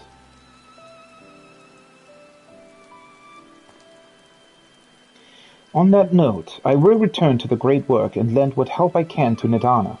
If you've preparations to make ere we venture into the 13th, now's the time. Okay, so this seems like the end of 6.1. I was wondering, because it was actually quite long. I mean, I know that they said that there was a lot of content in this patch, but wow, there actually was. All I need is my armor and my lance. Perhaps I'll train with the Radiant host to pass the time before we depart. Now I really wonder what 6.2 is going to be about. You know what this means to me, but my purpose need not consume you as well. We are headed to another world. Find what joy you can in the experience. For you are a traveler, an adventurer at heart. This I know. A traveler. The traveler we are indeed. I'm still waiting for the day. I really, really hope that at one point we're going to meet the actual Lazem. And it's just going to look like us, and I don't know, it's going to be fun as fuck to talk to them. That would be so awesome. And now, meanwhile, in the 13th, we get a final cutscene. Meanwhile, at the Legion of Doom.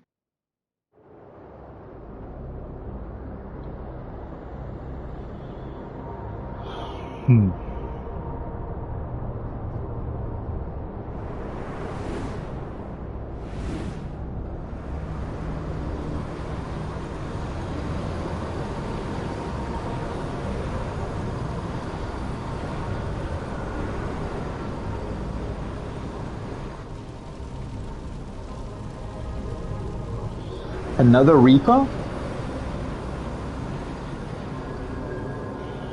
You're not telling me this is Xenos though, right? That would be...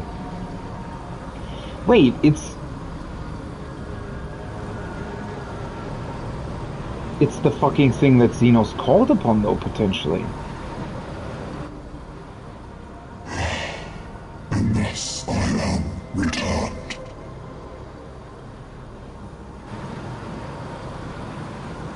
God, I like this. World bereft of saviors.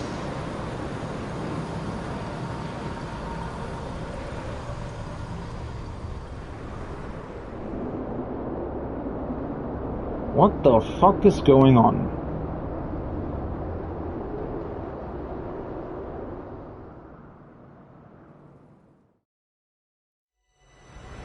Let paths unwalked, adventurers spur, pulses quicken, spirits stir.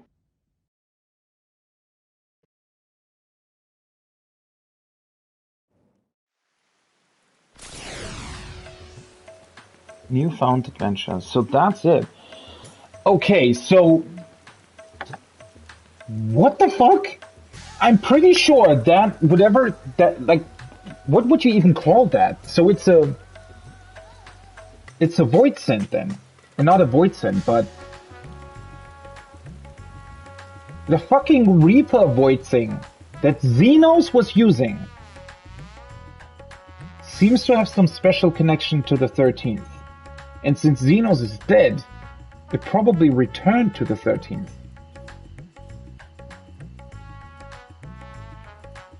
So are you telling me that Xenos somehow connected himself to a void being that might have been one of the original, I don't know, Warriors of Light of the 13th? Something like that? What the fuck? Okay, so now we actually have kind of three figures that apparently will play a key part in the story moving forward, which is Xenos' Voidsent, for some weird reason, Reaper Voidsent, Ashtaya, the dragon, and that weird black knight that was communicating with the different elements for some reason. Though, I mean, Well, the question that I've been asking myself for the entire time is whether or not the dragon might have also transformed into some other being, right? It might not necessarily be in its dragon form anymore. Maybe, potentially.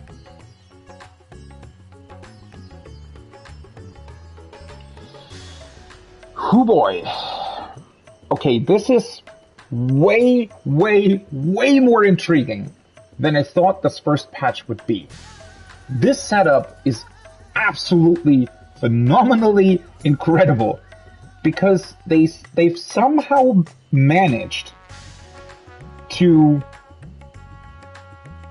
actually get us to a new sort of threat or adventure or storyline, while also still connecting it in like at least 3 different ways to past story threads that have been a thing, right? Which is kind of mind-blowing to me right now. That that's actually a thing.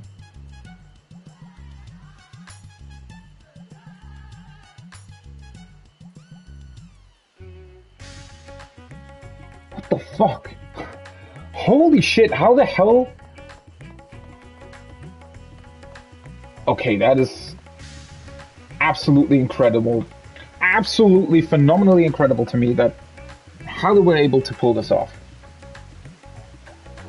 Well, now I'm really looking forward to 6.2. What the hell are we gonna do? Do you think that the next dungeon in 6.2 is gonna be the Void?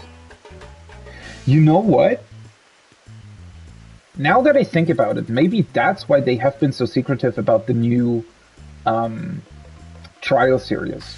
If there is one. Because technically that should start in 6.2, but now I'm thinking that maybe whatever that new trial series might be, maybe that's connected to the Void?